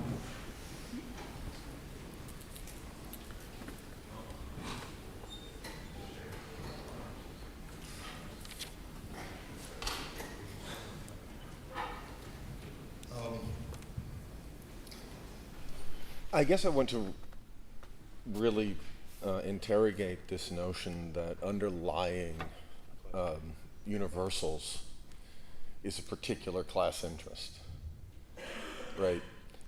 It seems to me that it's a fundamental question, and it really is the question of how we understand politics in this question of the politics of free speech. Right? Are we defending the right to free speech, or are we simply advocating for our speech to say what we want to say and to do what we want to do, right? It seems to me that the theory that's being advanced here, that it's really a question of, or at least by some of the panelists, that it's a question of the right to say what and to do what, is exactly what we're facing as a crisis of the right to free speech in the United States. Because what are we dealing with? We're dealing with people who say, well, you don't have the right to be racist. You don't have the right to be sexist. You don't have the right to insult trans people, right? People are, and this is the real thing that's firing workers, right? People are being fired because they're told that they're racist, or they're being fired because they're told that they've done this or they've done that, right? If you go to workplaces in America, right, people will whisper about supporting Trump in their workplace, right? That's just obviously the case, right? And we see it since at least 2017, right? Since Charlottesville, the major American organization, the ACLU, that defended the right to free speech, which is to say the right to be in the minority, right? To not have your words backed by power, right? Not to simply be able to win the war to be able to speak, right? And they collapsed after Charlottesville because they had defended the Unite the Right rallies' ability to organize in Charlottesville. And after that, they've been completely co-opted by the Democratic Party. And it seems like this has a long history on the left. And this is where I would say the idea of making a virtue of leftists suppressing free speech in the past is a profound mischaracterization of history. I don't think when the Bolsheviks limited the rights of others to speak freely, denying them paper and ink, that they claimed that was revolutionary virtue. They said, this is a matter of an extraordinary circumstance. This is a matter of civil war. We are retreating, right? And it gets to the wider question, I think, of capitalism, which is the last current issue I'll raise, which is science, right? What is the crisis of science today, right? In a world of misinformation, disinformation, deplatforming doctors and scientists, you can't really say that that's about class. You could say it's about corporate power, right? But it is inherently an interest in science, right? That we can't have science without free and open debate. And so socialism wouldn't be about simply asserting one class's power about another. It would be about unleashing the universality of the concepts of bourgeois society, like science, which is constrained and corroded in capitalism. So I really want to challenge this notion that, you could take it in terms of Thomas Jefferson, that the universal truth being articulated has to be weighed against the individual, the class content. I mean, first of all, there's a lot of historical mischaracterization going on here, right? There is an abolition of slavery that is flowing out of 1776 and flowing out of Thomas Jefferson's words, and that is creating the context for slaves to publish their slave narratives in the early 19th century, right? It's about their rights. It was highly contested, the right to publish slave narratives, right? And to disseminate them, right? And of course, ultimately, the South the Proto-Confederacy had to break with the Constitution. And the early Confederate leaders said Thomas Jefferson was a deluded revolutionary. Right? That's what they said. That's what Alexander Stephens said. That's what Frederick Douglass defended against. Right? So I think, and also, this notion that You have to go with what happens, right? That this is, I guess, no, I'll leave that. I'll leave it aside. I just think that this question of liberalism and the defense of free speech in terms of its own categories, not in terms of class categories, but in terms of the universal right of free speech. Do socialists defend that or not? And is a retreat from that a retreat from socialism in history, whether we're talking about the Bolsheviks, whether we're talking about the SPD, whether we're talking about any leftist engaged in suppressing other leftists? Is it ever been a virtue for them to do so? Just a question. Are you arguing that Jefferson was an abolitionist? In the mic. Of course Jefferson was an abolitionist. I mean, that's obvious, right? He says so, and his faction were the leading abolitionists in the North, right? He was tied to Benjamin Franklin and to Thomas Paine and to his nephew Beach, right? And these people passed the abolition of slavery across the northern states in the immediate wake of the American Revolution, right? And he was a Rousseauvian. Of course, he knew that he was living a hypocrisy and that they had made a revolution that in time would abolish slavery. Yes, of course, in that sense, he was making a revolution that was tending towards the freedom of all mankind, and he never made a virtue of owning slaves, of course. Yeah, and Jefferson was not only a slaveholder, but he had such a lavish lifestyle that he worked his slaves more arduously than other Virginia slaveholders, and he never even gave freedom to his own children. So one observation I have is, starting with Athens and the Greeks in Athens, is slaveholders have historically been the greatest proponents of the concept of freedom, because they understand better than anybody else what it means not to have freedom, because they deny freedom to others.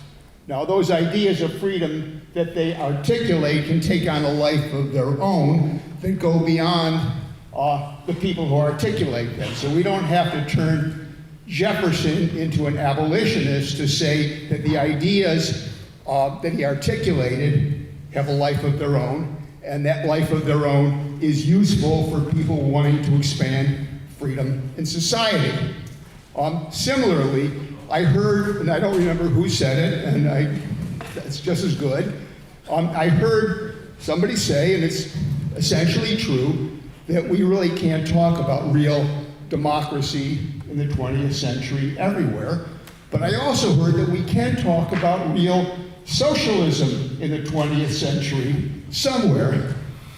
And I think if you can't talk about real democracy anywhere, I don't think you can really talk about much real socialism anywhere either. Yes, you can say during the period right during and right immediately after the counter-revolution, there could be good reason to suppress opponents because you're dealing not just with abstract speech, but you're in the middle of a fight for survival. But when it goes on for decades and generations, when it becomes a mode of governance, when it becomes the mechanism in which people accrue power and hold on to the power that they accrue, and they do it in the name of the working class as an abstraction, then that goes beyond what I accept.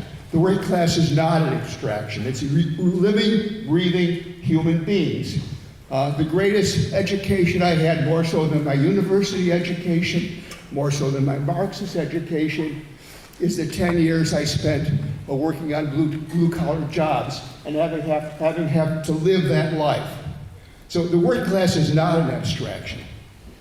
And I would say these other ideas are also not abstractions. And one final point, which is a little bit off the topic.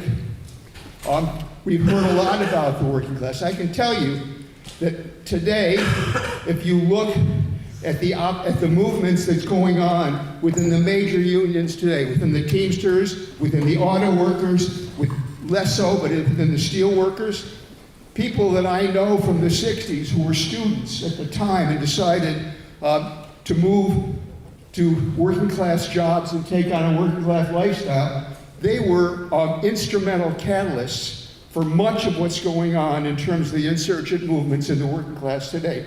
So I say to you students here, these are all good ideas, but Marxism, if it has any meaning, has to be a theory of practice. And I think that at some point, you need to decide, are you going to stay in the purely intellectual world?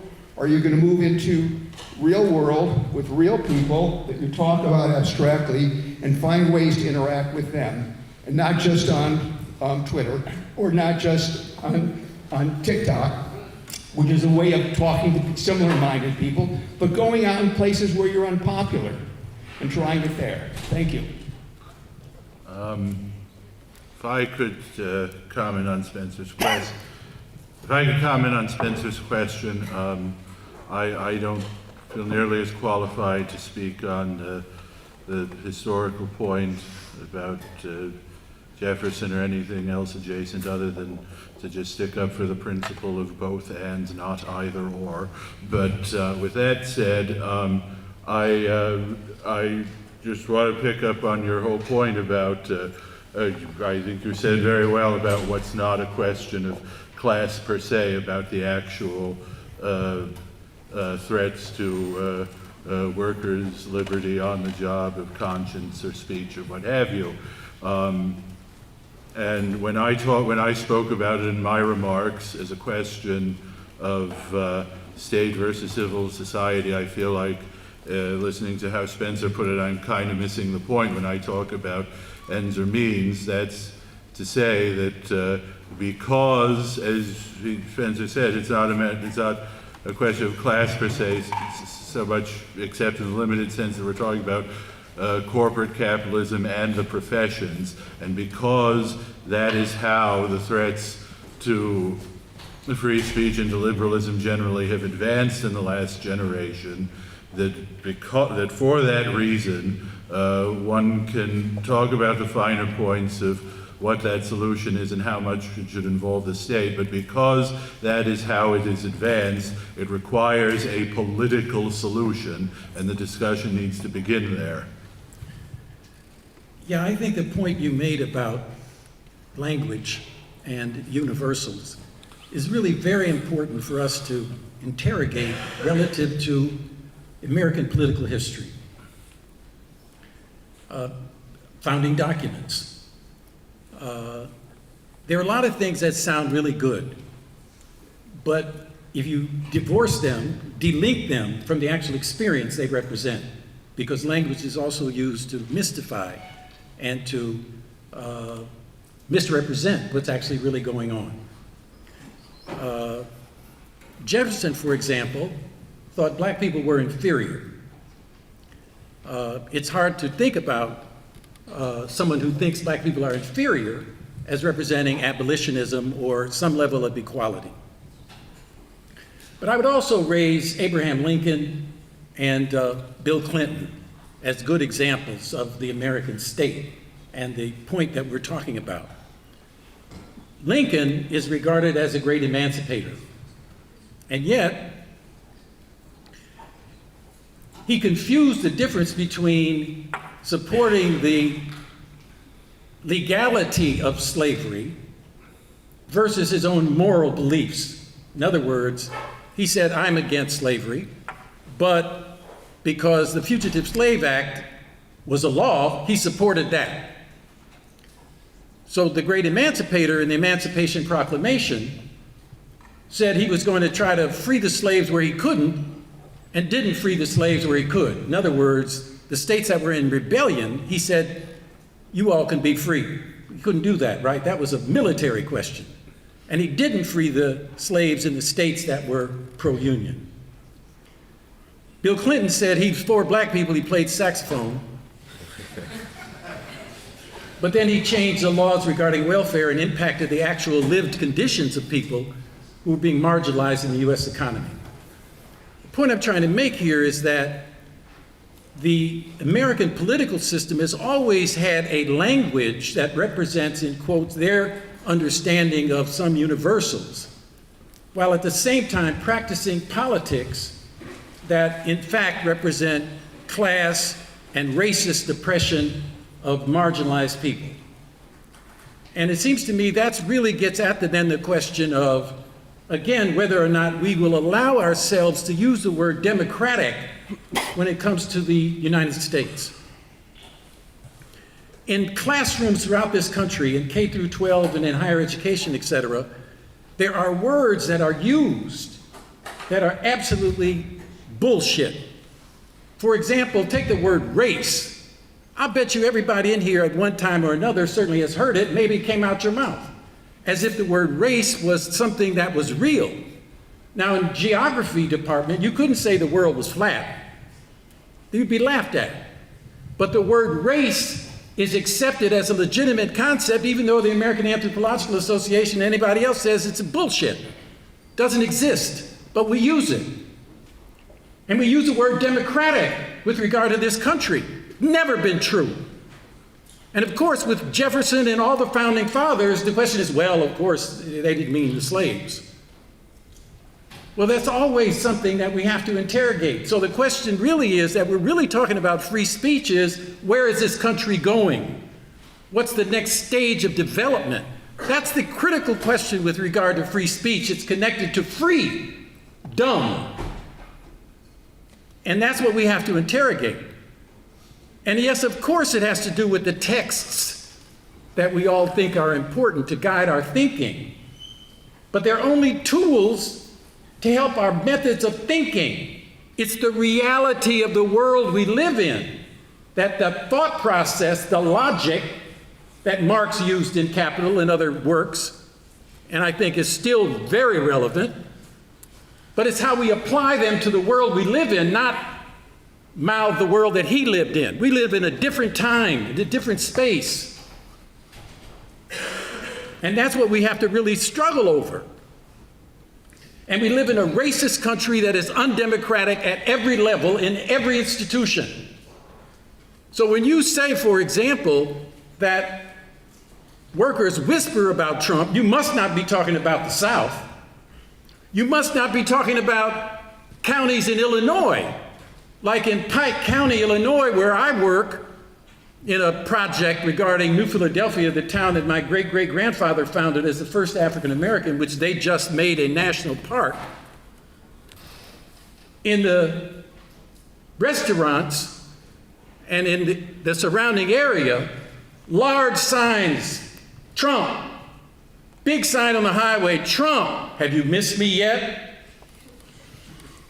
In other words, they're not whispering about Trump. They're whispering about freedom and an alternative to Trump. And in the South, workers are whispering about freedom and about maybe the reforms, maybe a little more money, maybe some health insurance, maybe collective bargaining. But do you think that people saying I'm going to vote for Joe Biden is going to get them fired for a hostile work environment, for contributing to a hostile work environment? I'm not talking about they're whispering about another world. I'm saying they're whispering about current politics, right? That they're being fired about, mainstream politics. I think the main question is the general thing of workers in the South in particular, from all political perspective, is fear. And it depends on the context of the workplace. But fear is a dominant thing of how to get people to begin to organize, particularly around collective bargaining. That, I think, is a dominant aspect of both political positions, whether it's Trump or Biden or Cornel West. Okay, so we got Ben over here, and then we have Diana, and then I'll go to Richard. Can everyone hear me? Good. I wrote a question down here. So, in the opening remarks, Jack Ross said that Trump's supporters on January 6th constitute something different than fascism. That raises the question, should the left support the right of free speech for the right wing, or even fascist political sentiments? Is the rationale of whatever answer the speakers give a tactic or a principle, and is it derived from any sort of specifically leftist political logic? I of course encourage all the speakers to respond, but I'm interested specifically in Ralph Leonard because you mentioned that free speech is something that's sort of intrinsically universal.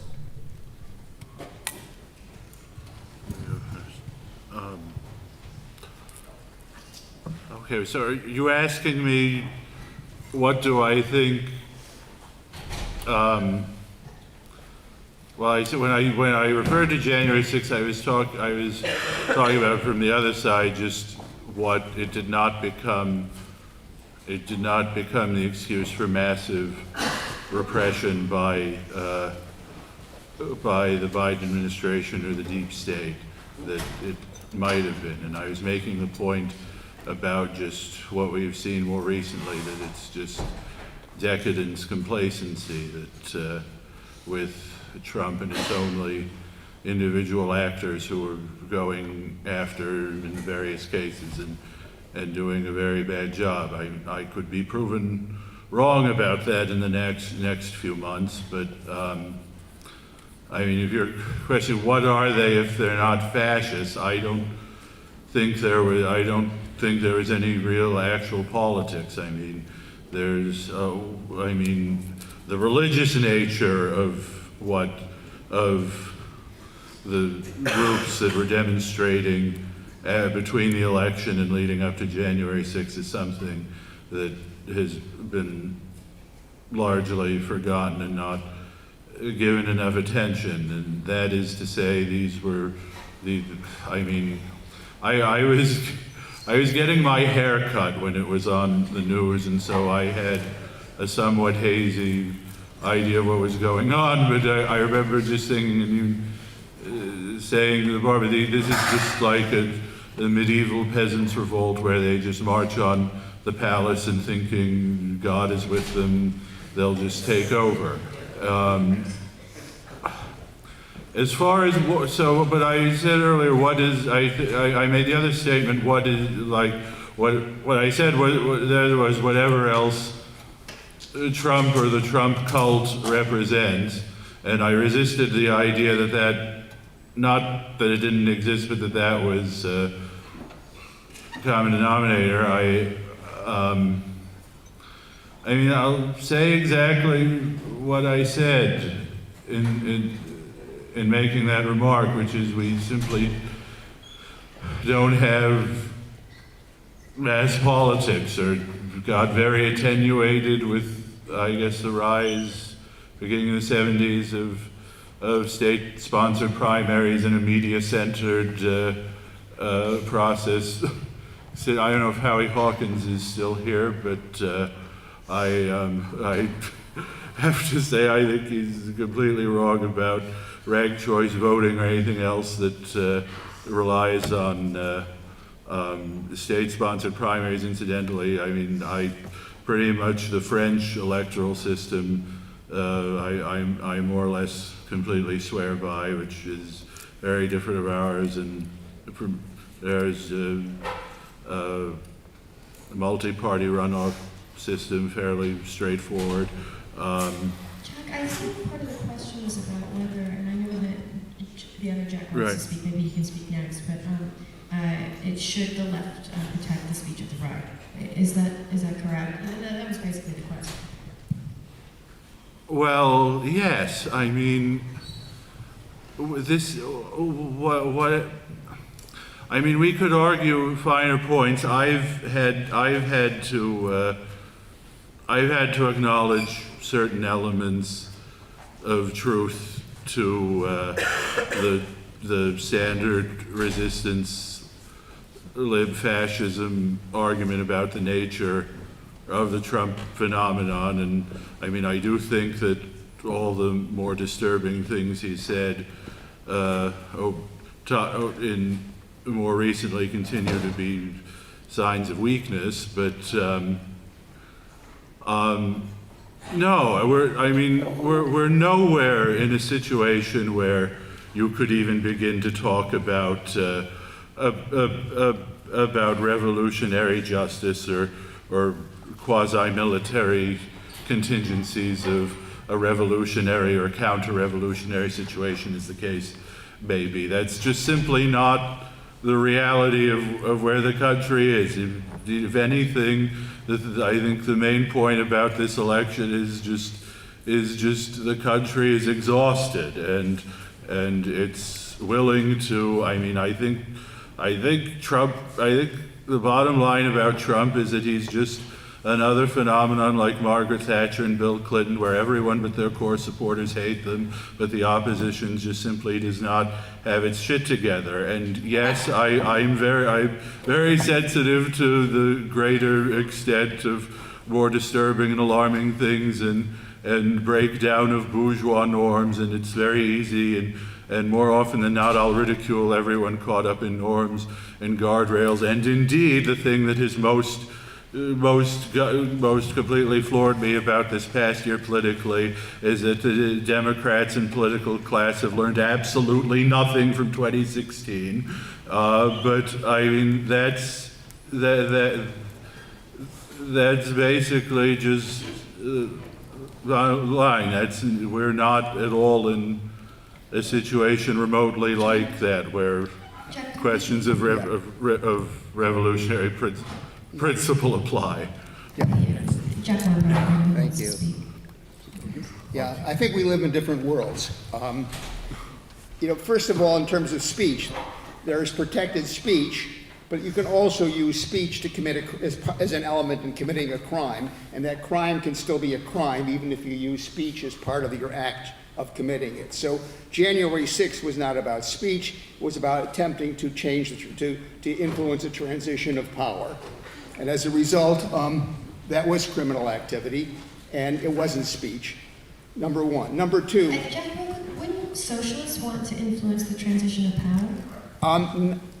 Well, socialists would want to influence a transition of power, but you have no right to, you have no free speech right to block the transition of power through activity. You have a right to block it through speech. So what all the lack of democracy this country has had for a long time, we have had orderly transition of power. Now you can think that's a little thing, and you think that maybe we don't really need an orderly transition of power, but I think that's a big deal. Secondly, those people who think a second Trump term will be a replay of the first Trump term, again, I think are living in a fantasy land. I'm more reminded of the situation in the 1930s, when the international communist movement declared, and I'm hearing echoes of this today, when the international communist movement declared that the difference between social democrats and fascism is a matter of taste. There's really no difference between them other than the social democrats are more dangerous. So that was the position. So at a time when it was possible to create a united front to prevent the fascists coming to power, the left was attacking the social democrats more vigorously than they were attacking the fascists. And we know what came of that. So that's number two. Number three, and I'm interested, I don't know why, and this may be, I'm just not familiar with this surrounding, I have not heard even a word from anybody about the environmental crisis the earth is facing. Now you may think that's a bourgeois notion. Certainly some of my colleagues back in the 80s, in 70s and 80s when I started getting involved in environmental issues, thought it was a bourgeois notion. But I truly believe that climate change has the potential to disrupt all of the Earth's human support systems and disrupt societies. I don't want to go into, I'm not give a speech on it. Anybody interested in talking about, on a scale that's unimaginable. And we have a limited period of time. I think the election of Trump, with all the other things, with all the promised retribution that he plans if he gets reelected, is also going to basically make it impossible to do the transition that we need on time. So the notion that this is just, oh, ho-hum, seems to me short-sighted. I believe it is a world historical threat, of the kind that we have very few in human history. And I think this transition is very important. And there's the right to free speech, but there's, if I hold a gun up to you and say, stick 'em up, is that free speech? I said, stick 'em up. And I say, hand me your wallet, is that free speech? No, that's not free speech. I have a gun in my hand. So you have to distinguish between speech and activities that go beyond speech. Thank you. I just want to make one thing totally clear, which is I did not say, and I do not argue that January 6th is a question of free speech or First Amendment rights generally, and I'm sorry that I simply cannot resist reminding you of what may come as a blast from the past from an old comrade of yours, Virgil Vogel at the time, who simply said very bluntly, Humphrey is not a social democrat, Nixon is not a Nazi, as far as any invocations of the third period nonsense.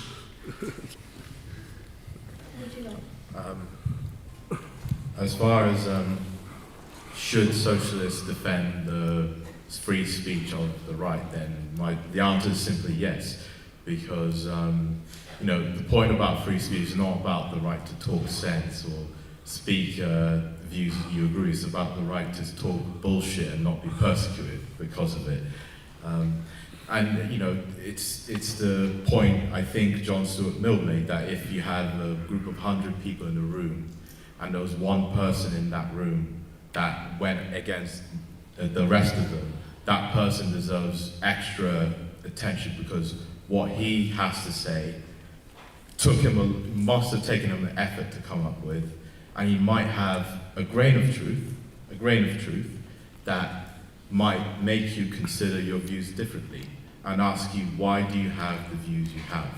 Why do you believe what you believe? And maybe, just make you struggle with what you believe and, struggle with why it's right or not. I think this question of whether or not the left should support the right of the right to speak is an important question. And it connects to this whole idea of a class analysis of society. And it connects to this question of what is the Trump phenomenon. Right now, a sizable group of people in Congress represent that far right. A big section of the ruling class in this country represents the far right. In other words, Trump is not an isolated phenomenon. I mean, he's a character. And we could characterize the whole thing around Trump, but an analysis of Congress and the Freedom Caucus, and an analysis of the ruling class and the billionaires and what they're funding represents a way of trying to understand how dangerous this moment is. And so we, that is the left, have to accept the fact that we are outlaws in this society.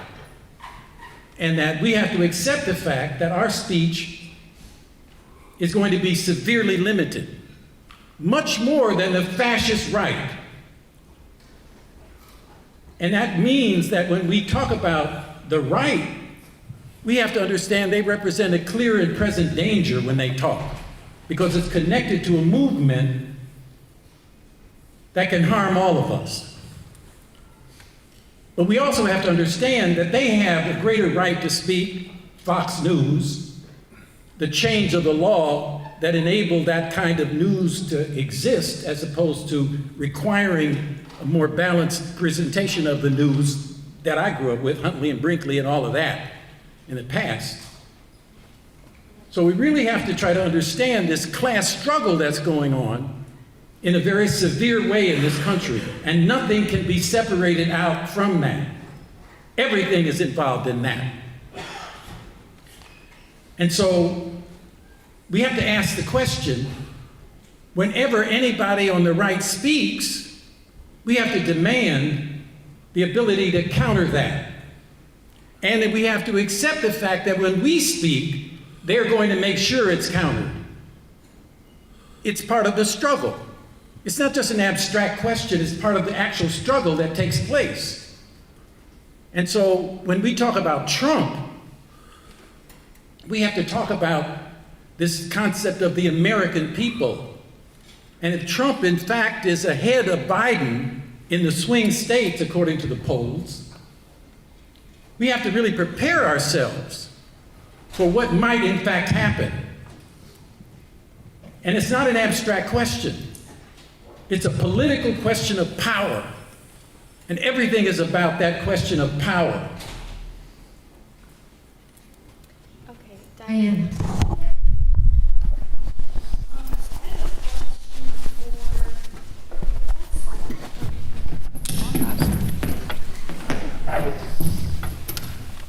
So I have a question for, I guess this is more, I'd like to hear most from Ralph and Abdul, and also Jack on this.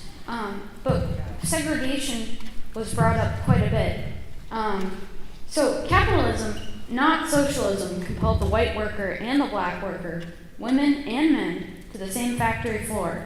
Not just the working class, right? No rational capitalist really wants to pay for separate bathrooms. No rational capitalist wants to exclude perfectly good labor from the labor pool, right? So, given that, were the New Left and its socialist ideas even necessary to the struggle against segregation? That's my question.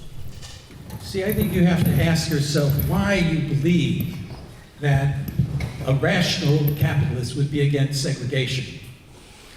Because one of the functions of that segregation was to separate and demobilize the working class, to have it against itself. So it was a tactic, it was a tool used against the working class.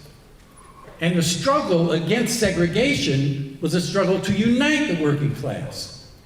And so this abstract, again, idea of what a rational capitalist is, when did that ever happen? When did a rational capitalist ever be divorced from patriarchy, from racism, from colonial imperialist intentions? I think a rational capitalist wants slavery. Why? Because he don't want to pay nobody.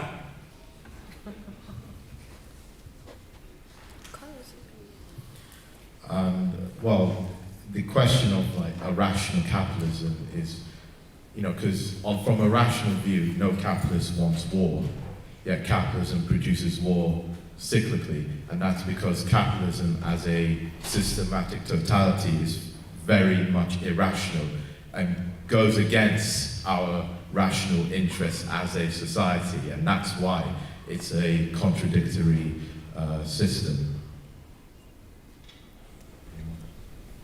Which Jack did you want to talk? Jack Weinberg, because you were so involved with the civil rights movement. Yeah. I mean, the Civil War was basically, all other things being equal, a struggle between the perspective of a capitalist North and a plantation South. A system based on enslavement and plantation society, and a system based on which is also capitalist, but a totally different flavor of capitalism. And there are a lot of, abstract theories can be very simple, and the real world is very complicated. And so there are interests that are played out by segregation, and there are also trends in the world that have lives of their own, independent of the interests, the immediate interests that are being played out. So, for example, I spent a little time in '63 traveling, meeting civil rights organizations in different parts of the South.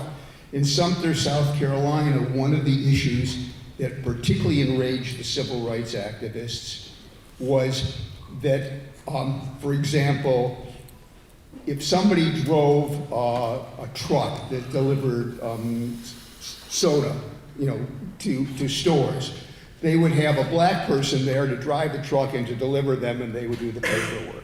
So one of the demands that they raised was that the dog catcher should drive his own truck.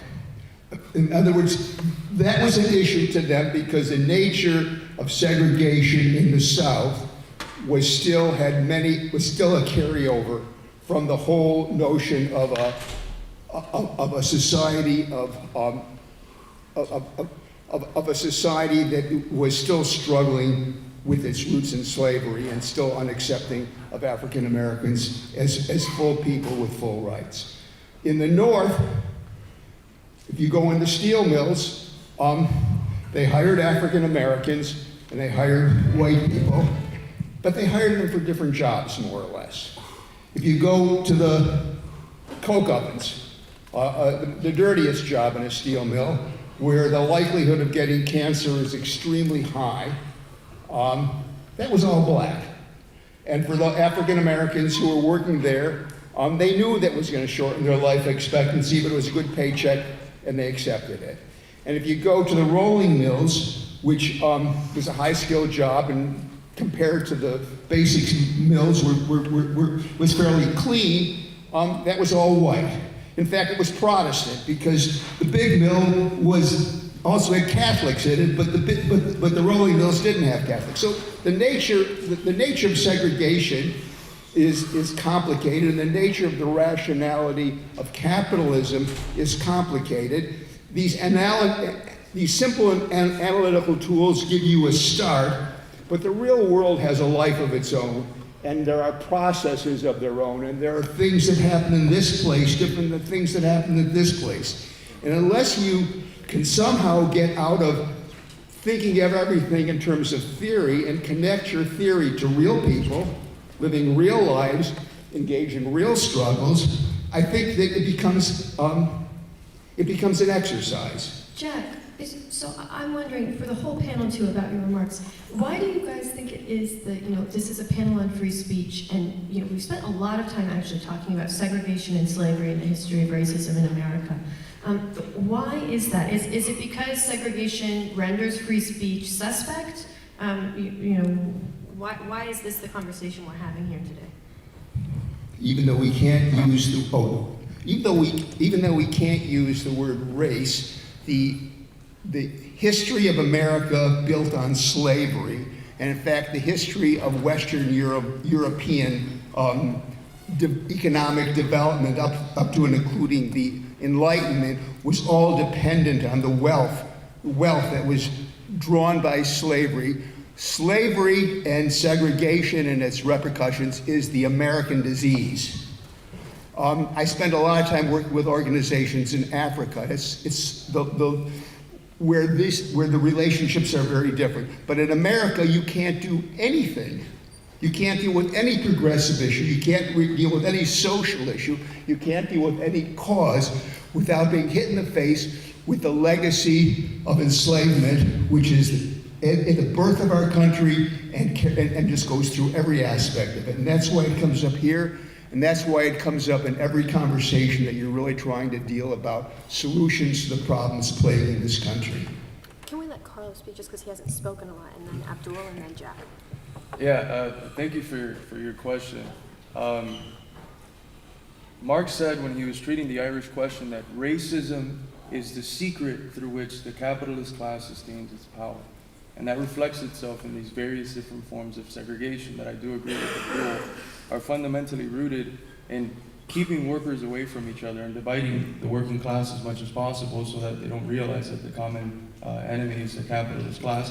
It also serves the purpose of keeping one part of the working class in a condition of constant super exploitation and feeding, as Du Bois would say, the white part of the working class with a sense of vanity that they can always end up saying, well, at least I'm not black. And that's why I think you brought up the question of free speech, and we're going back to segregation and the Civil War in part. It's because the struggle of the Black freedom movement, the struggle against the color line, has been the determinant form the class struggle has taken in the U.S. It is wrong, and this is what the Liberal Academy wants us to think, oh, it's just a race struggle. It's not just a race struggle. It's the form the class struggle has taken in the U.S. The quote is, the history of all hitherto existing societies is the history of class struggles, plural. They take different forms. And the struggle against the color line, the struggle against racism, has been the primary form that we've seen attacks against capital. whether it's with the Civil War, which was the Second American Revolution that realized for a period of time some of the, completing the bourgeois revolution of 1776. It's overthrown in 1876 with a counter-revolution that basically brings about fascism in the South. And then 1964 is about going back and undoing that counter-revolution of 1876, actually completing the bourgeois project of democratic rights for specifically the black part of the working class. And it's absurd to think of that just as a race struggle, as something that's divorced from the class struggle. It was very clearly a struggle against capital, especially if you look at it in the South. It was very much embedded in the working class and the industrial proletariat. And it created the conditions today for fertile ground for a multiracial working class struggle. Yes, there's still racism. Yes, it's still institutionalized. Yes, you still have parts of the white working class that have prejudices against black people. But the intermingling of working class black and white people and Hispanic people has been has developed to such an extent that I think the social consciousness of the American people, specifically the young people, after 1964 and the Civil Rights Revolution, is drastically different than at any other time in our history. And we should applaud that. That's something that I think creates the best conditions for struggling for socialism together. And the Leninist position on this has always been like these democratic struggles are important because at the end, not only do they guarantee the democratic bourgeois rights for the parts of the population and the working class that didn't have them, but they make the class struggle more acute. It becomes easier to see how the enemy today is the capitalist class and how we should unite around that. And I find a lot of hope in the youth. I find that the inclination of young people, white, black, Hispanic, or whatever it might be, is towards a position of unity, and they're a lot closer to being anti-racist and against the system that necessitates racism than they are to be racist. Racism today is almost something that's mocked by young people, and I think that's something that signifies a positive move. Yeah, I think the discussion of the exploitation and oppression of black people is central to the history of the United States. I doubt that that's a problem in anybody's thinking in this audience. But at the time of this moment of the struggle, we have to ask ourselves, what is the greatest denial of free speech? Particularly at a time of the Palestinian struggle. It's genocide. In other words, you just kill the people. That's what happened to the Native Americans, the First Nation. So, yes, we have to talk about the exploitation of black people, but we can't have a discussion like this without mentioning the genocide of the settler colonialism that this country represents against the First Nation people. And it seems to me that's really, again, a critical question, because not to talk about the people who experienced genocide in this country desensitizes us from our historical role, for example, in supporting the genocide against the Palestinian people.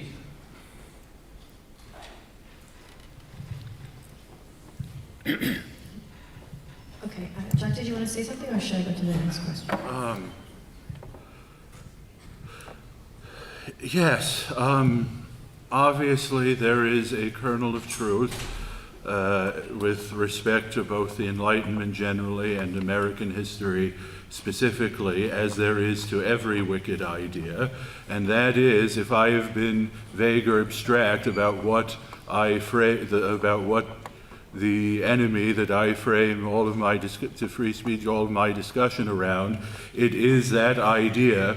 It is the idea, whether it's derived from Franz Fanon or other very un-Marxist thinking that of replacing class with race, that is essentially reducible to believing about all white people, or the idea of whiteness, and the very utterance of that word infers acceptance of the idea of believing that you referring to all white people the way anti-Semites refer to Jews. That is to say, a superfluous and arbitrary descriptor that serves no other purpose than to ascribe unique and intrinsic wickedness to the subject. And And as far as that is a statement of class, that base of class remark, frankly, I think the relationship of that idea, and that's the current idea in the academy, to Marx, that's Marxist or is invoking of Marxism, that frankly, at this point you have to simply compare that to the Nazi relationship to Christianity. Thanks, Jack. Okay, we're going to take 2 more questions. So Richard, and then the final question is going to be Clay.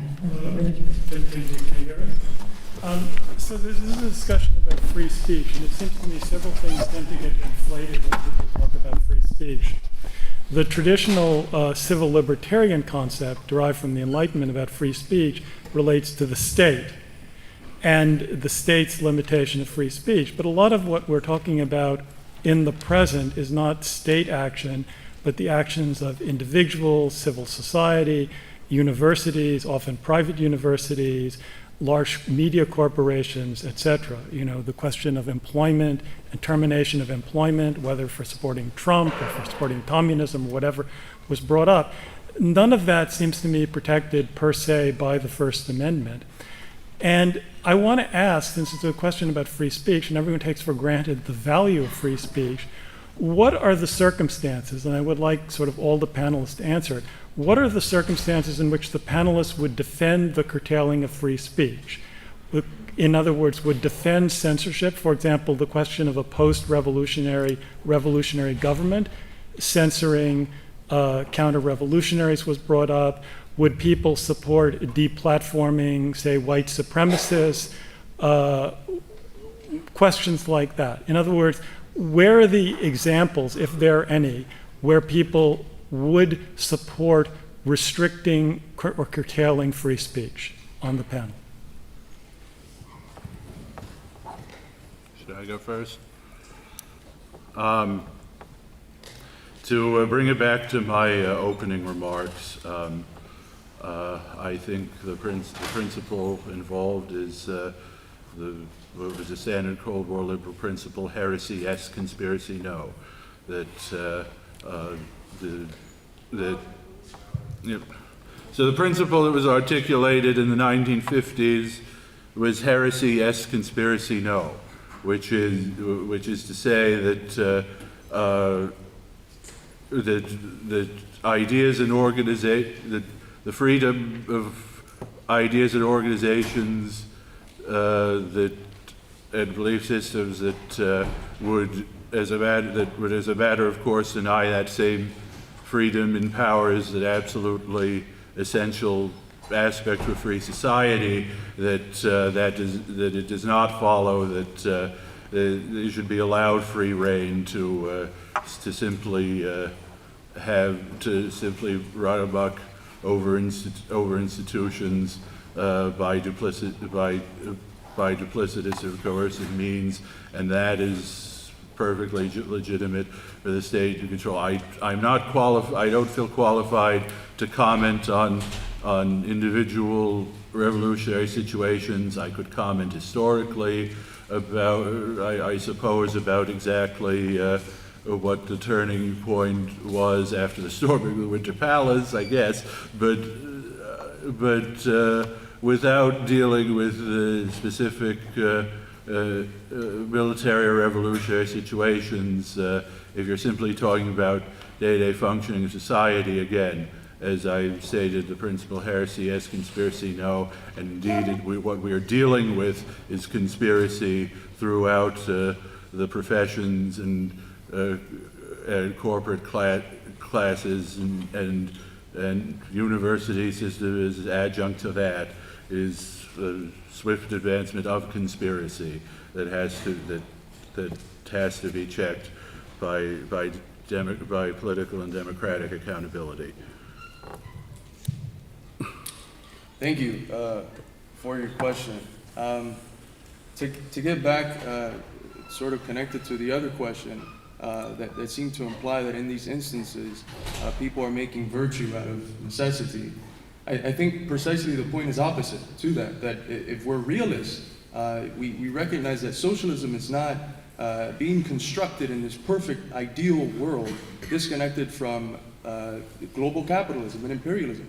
Every single socialist project, every single project where working class people came to a position of political power and started constructing their own destiny, had to face immense pressures, immense different forms of hybrid warfares, blockades, invasions, spying, chemical warfare, all different sorts of hybrid warfare. And socialism has always been a socialism in siege. It's had to construct itself in siege. So in that context, when you have forces that are attempting to consciously overthrow the gains of the people, you have to suppress them. This is not something we would like. We would love for socialism to just develop, purely in this abstract realm, but that's not the case. You have to suppress the Batista goons after the Cuban Revolution. If not, you are betraying the revolution. You have to suppress their right of speech. These are people that are killing the people going and doing brigades, bringing clinics and bringing schools to rural areas. You have to suppress their right of speech. And you have to perhaps even do more than that. Now, I think the slogan that Fidel uses is the right one.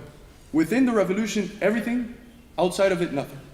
Which means that there might be differences of opinion and plurality and discourse and debates within the revolution. As long as the principal contradictions we can agree on, we're fine. But once you start getting these because they're not just disconnected, it's not just spontaneous. They're connected to the greatest forces of evil, which is empire. And how do you combat it? Eventually, a socialist society like Cuba, it's been 60 plus years socialist. It's been able to focus on education, as you were emphasizing, and with an educated populace, now it can allow more information from their neighbors up north to come in. And on the basis of that, there doesn't have to be the same level of repression and limitation of speech and what people can see and stuff as before. But even there wasn't much. How do you compare that sort of limitation of the speech of the imperialists, which, I'm sorry, I'm not an epistemic relativist. I think their speech is bullshit. I think their narratives are bullshit. So how do you compare the censoring of that stuff to the sort of censorship that's constant, that plagues our forms of society? It's just night and day. And when you see it from that lens, even censorship under a socialist context is still moving us towards a more universal ground for free speech. Carlos, but even within the tradition of Maoism, are people critical of the anti-rightist campaigns after the 100 Flowers speech for shutting down what they believed was actual debate and discussion within the working class? I mean, isn't there some ambiguity in this, even within kind of your own political tradition? Absolutely. All of these processes, because of the tremendous pressures that they're under, there's contradictions. We cannot expect socialism to be this pure thing, this embodiment of the pure idea that exists in our head. There are going to be mistakes, and we should try to avoid them. And if it comes to a position where we have to take these sort of acts that we might feel are against socialist morality out of necessity, we should not make those virtues. That is something I agree with. We should understand that, okay, it's because of this context, but everything is dependent on time and place. And there's a time and place when socialist societies can be a little bit more open, and there's a time and place where that cannot happen because you're trying to fight back a fascist, a potential fascist Nazi invasion, or you're trying to fight back an imperialist invasion of your island, or whatever the case might be. It's all dependent on context, and that's why the category of concrete universal is important. This idea that we can just talk about things divorced from the actual conditions of the world is absurd. We can appeal to we can have these principles that say we're going to fight for a world where there's free speech and all these things, but we also have to be realists. That's not the world we live in now. And I much prefer to value the capacity of people to affirm their self-determination, develop their revolution, than to have some clinging to this, to have this purity fetish to these ideas that I would like to see embodied, and because they cannot be embodied, I'm going to just condemn them. Jack Walker, I know you've got something to say. Yeah, I have an almost totally polar opposite viewpoint. If the free speech is an American civil liberty, pertains to the state, and the state interfering with the right to free speech, And if we extend that, and I'm going to a lot of complications and subtleties and areas of ambiguity, but I want to go to the heart of the point that was just the response that you just got. With a couple just quick anecdotes. When I was in Gary, I had a friend who was a former Communist Party member, a former steelworker, then a university professor. And he was of German origin. He went back and he visited Germany. This was before the fall of the Berlin Wall. And this friend happened to be the president of the Indiana American Civil Liberties Union. And when he went to visit Germany and he came back, and he couldn't help himself but say how things in Germany were really pretty good. This was Stasi Germany, but they were pretty good. And I had friends who were members of the Communist Party and or certain Maoist friends who were prepared to defend everything that Stalin did on the basis of supporting the working class. And I had friends during the Cultural Revolution in China who were thrilled that we're having the Paris Commune occur in China during the Cultural Revolution. So the word socialism and the concept of the working class becomes metaphysicized to the point where you can defend anything and justify anything, even if no workers, if you could actually take a poll of workers, and if they actually had access to information, interests were being preserved, were reflecting their views or anything else. So the notion of socialism and the notion of autocracy in which the means of production are controlled by the same people who control the political system, and the joining of the political system with the means of production is often called socialism. It's often spoken of in the name of the working class, but those are just metaphysical, ideological constructions, in my view, to justify authoritarian societies in which the working class suffers terribly. So that's number one. Now we'll get into, so that's a different viewpoint that we have. Not a very small one. You know, there can be certain circumstances about even the state restricting free speech. I would say if it goes on for more than a couple of months in an emergency situation, then I begin questioning whether it's an emergency situation. It could be even a little bit more. So I don't want to go into all the subtleties, you know, the Kronstadt uprising, or the struggle against Trotsky. But the other thing is, I think people on the left in this country have been tricked. Because there's also the question of the right of somebody else to speak and the right of might to disrupt that speech. And that's a different question than the question of the state involved. Jack, just real quick, we have a lot of younger students who don't know what you mean when you say Kronstadt or the struggle of Trotsky. Could you just explain it? I mean, I could, but I think for those people who don't know, I don't think you're missing much. and I'd be happy, I'd be happy to talk about it at some other time. But we don't have time to go into history. So let's talk about today. Let's say. There are people who exercise free speech as an act of provocation. They're provocateurs. They come to a campus. They set up the most outrageous topic they can think of. They get all the students who disagree with that topic up in arms. They shut it down, and then they get a national media. You know, those people have fallen for a trick. You know, the civil rights movement, we did provocations all the time to try to expose the police or to expose the segregationists, and they always fell for it. So there's a lot of falling for provocations. The question of, when it's a real question of free speech, and not just responding to it. And the other thing is, I think a lot of students live in a surrounding where all the people think more or less like them, and therefore they don't understand, and they want to homogenize the thought in that world and impose restrictions on the thought in that homogenized world without realizing how isolated they are in society as a whole. And that makes them susceptible to provocations.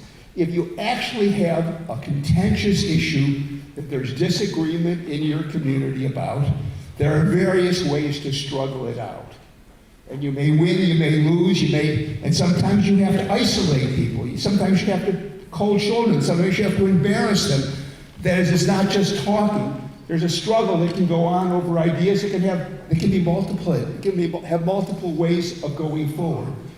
But there's a difference between free speech and the restrictions on speech imposed by the people who also control the armies and the police and all the military might, and restrictions on speech imposed by ordinary people for ordinary reasons. And I think those are two different things. And even in those cases, I think in most situations, you want to look at the correlation of forces not just in your immediate surroundings, but how it's going to play out in society as a whole. But what if those ordinary people are a large corporation? Pardon me? What if those ordinary people are a large corporation, say, or a university bureaucracy, a large media corporation? That is, if I had the ability to stop large corporations from being treated as a person and funding politicians and having more free speech rights than me, I would do that. I think the Supreme... Like on media companies, like on media platforms, that's a private space, right, legally. So in other words, if a media platform censors certain forms of speech, they're not violating the First Amendment, right? There used to be laws in this country which were not perfect, but did require for certain political topics for there to be a balance, and that was eliminated under Reagan, and that opened up the world. So the government did have the right until the Reagan era to have certain requirements on the media companies of that era to, when they dealing with political topics, they didn't do it well, have a balance, have some balance. So if I had the power, which I don't, I would certainly be in favor of putting more restrictions on corporate rights than and treating corporations as people in the whole free speech realm. And I despair at the disproportionate power that they have over the power of people like myself. And insofar as I have the ability to struggle, or I have connections with people, I want to fight that. But we're not talking about free speech now. Now we're talking about, I think Anatole France was the first person who said it. He said, the law in its majesty protects the rich as well as prevents the rich as well as the poor from sleeping under the bridge. The law is not, the law has a different impact on the wealthy and on the powerful and the unpowerful. And I am for policies that strengthen the less powerful and that put constraints on the more powerful, particularly on the corporate more powerful. But these are not, that goes beyond the topic of this conversation and how you realize, again, Marx said, one of the things I do agree with Marx, the point is not to criticize the world, the point is to change it. And I think that's the question. How do you take a bad situation and make it better? Or better yet, take a bad situation and make it much better, or transform relationships that make it better. And there are no magic answers. Thanks, Jeff. I'd like to... Abdul, and then we have to kind of wrap up, so... This is a really interesting question. When should the left support somebody from the right to have the platform? And I agree with the phrase, clear and present danger. In other words, people who are advocating a point of view connected to an actual social motion in society that's bringing harm to people, I think that has to be restricted. In other words, it's interesting, they define it from their point of view. We would have to define it from our point of view. So it's as simple as that. In other words, the challenge of democracy is to enable people to represent their interests. So our interests have to be represented. And therein is the crisis of capitalism, of democracy. So there's clear and present danger. Now, the question was also raised, does society have the right to be wrong? Well, I'm not against somebody hiring an economist like Milton Friedman to talk, but I would be against having a department of economics solely advocating those views which existed here, as opposed to having a debate, which is what the university should be about, the debate of ideas. And I would be for them to be as open as possible to debate all these ideas. That doesn't happen in most universities. But when it comes to a country like Cuba, it's very interesting, this question of freedom of speech in a country like Cuba. Number one, we worked, for example, with local libraries. And there were these libraries that developed that represented kind of free speech. They were all supported by the US Embassy. And a lot of them were pornography and bullshit, if you'll accept that scientific category. So you can't talk about free speech in Cuba without understanding the role of the United States. So in this country, the question of when should the left support somebody from the right, that's a democratic question that has to do with the consciousness of people in this country. Now, because the left has been so isolated on campus when they want a Klansman to speak or something, then a small group of people take militant action, and that seems like an irrational, anti-democratic action, when it really is a reflection of the class struggle in this country. And my whole point about Lincoln and the Fugitive Slave Act is the question of the legality, that we have a moral right to stand up against all the laws that are, in fact, anti-democratic and against the people. And that's a decision that has to be made. So to protect the right of free speech for the left means you have to go up against the laws, because it's an immoral thing to do, but it's an illegal thing to do. And in this country today, that's a decision everybody here has to make. It's not just an abstract decision, and it's a political decision we all have to make. You come to the university, you join Platypus because you're an intellectual, and because you're reading thick books and you're understanding very complex ideas. But if you're going to be a transformative figure in society, you have to accept the fact that going to the working class and mobilizing them with a class-conscious speech, you're going to, in fact, go up against the legality of class rule in this country. That's a decision you have to make. It's a moral decision, it's a political decision. And Platypus needs to prepare you for that decision, because the right wing is moving rapidly in this country. They have a big chunk of Congress. The billionaire class now is expanding rapidly. So prepare yourself for the struggle to come.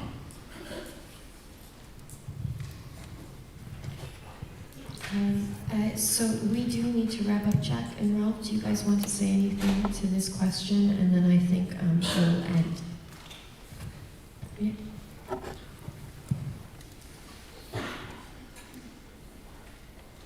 So on the question of when may it be permissible to restrict free speech and in what context, like to engage in that thought experiment is like there isn't like it's always a case-by-case basis. So if, say, a bunch of fascist gangs would armed themselves with guns and said, we're going to go to this place and shoot up this place, then yeah, it's best to act on it and prevent that action.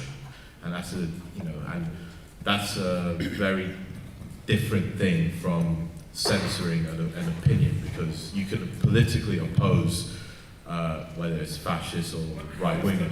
What if the fascists were not going with guns, but just speaking and making racist statements? Like, for example, what if there's a teacher at a university, let's say, who's an outspoken white supremacist, and the students protest and want the teacher fired? That's not a First Amendment issue strictly, but it is in some sense a free speech issue. That's a good question.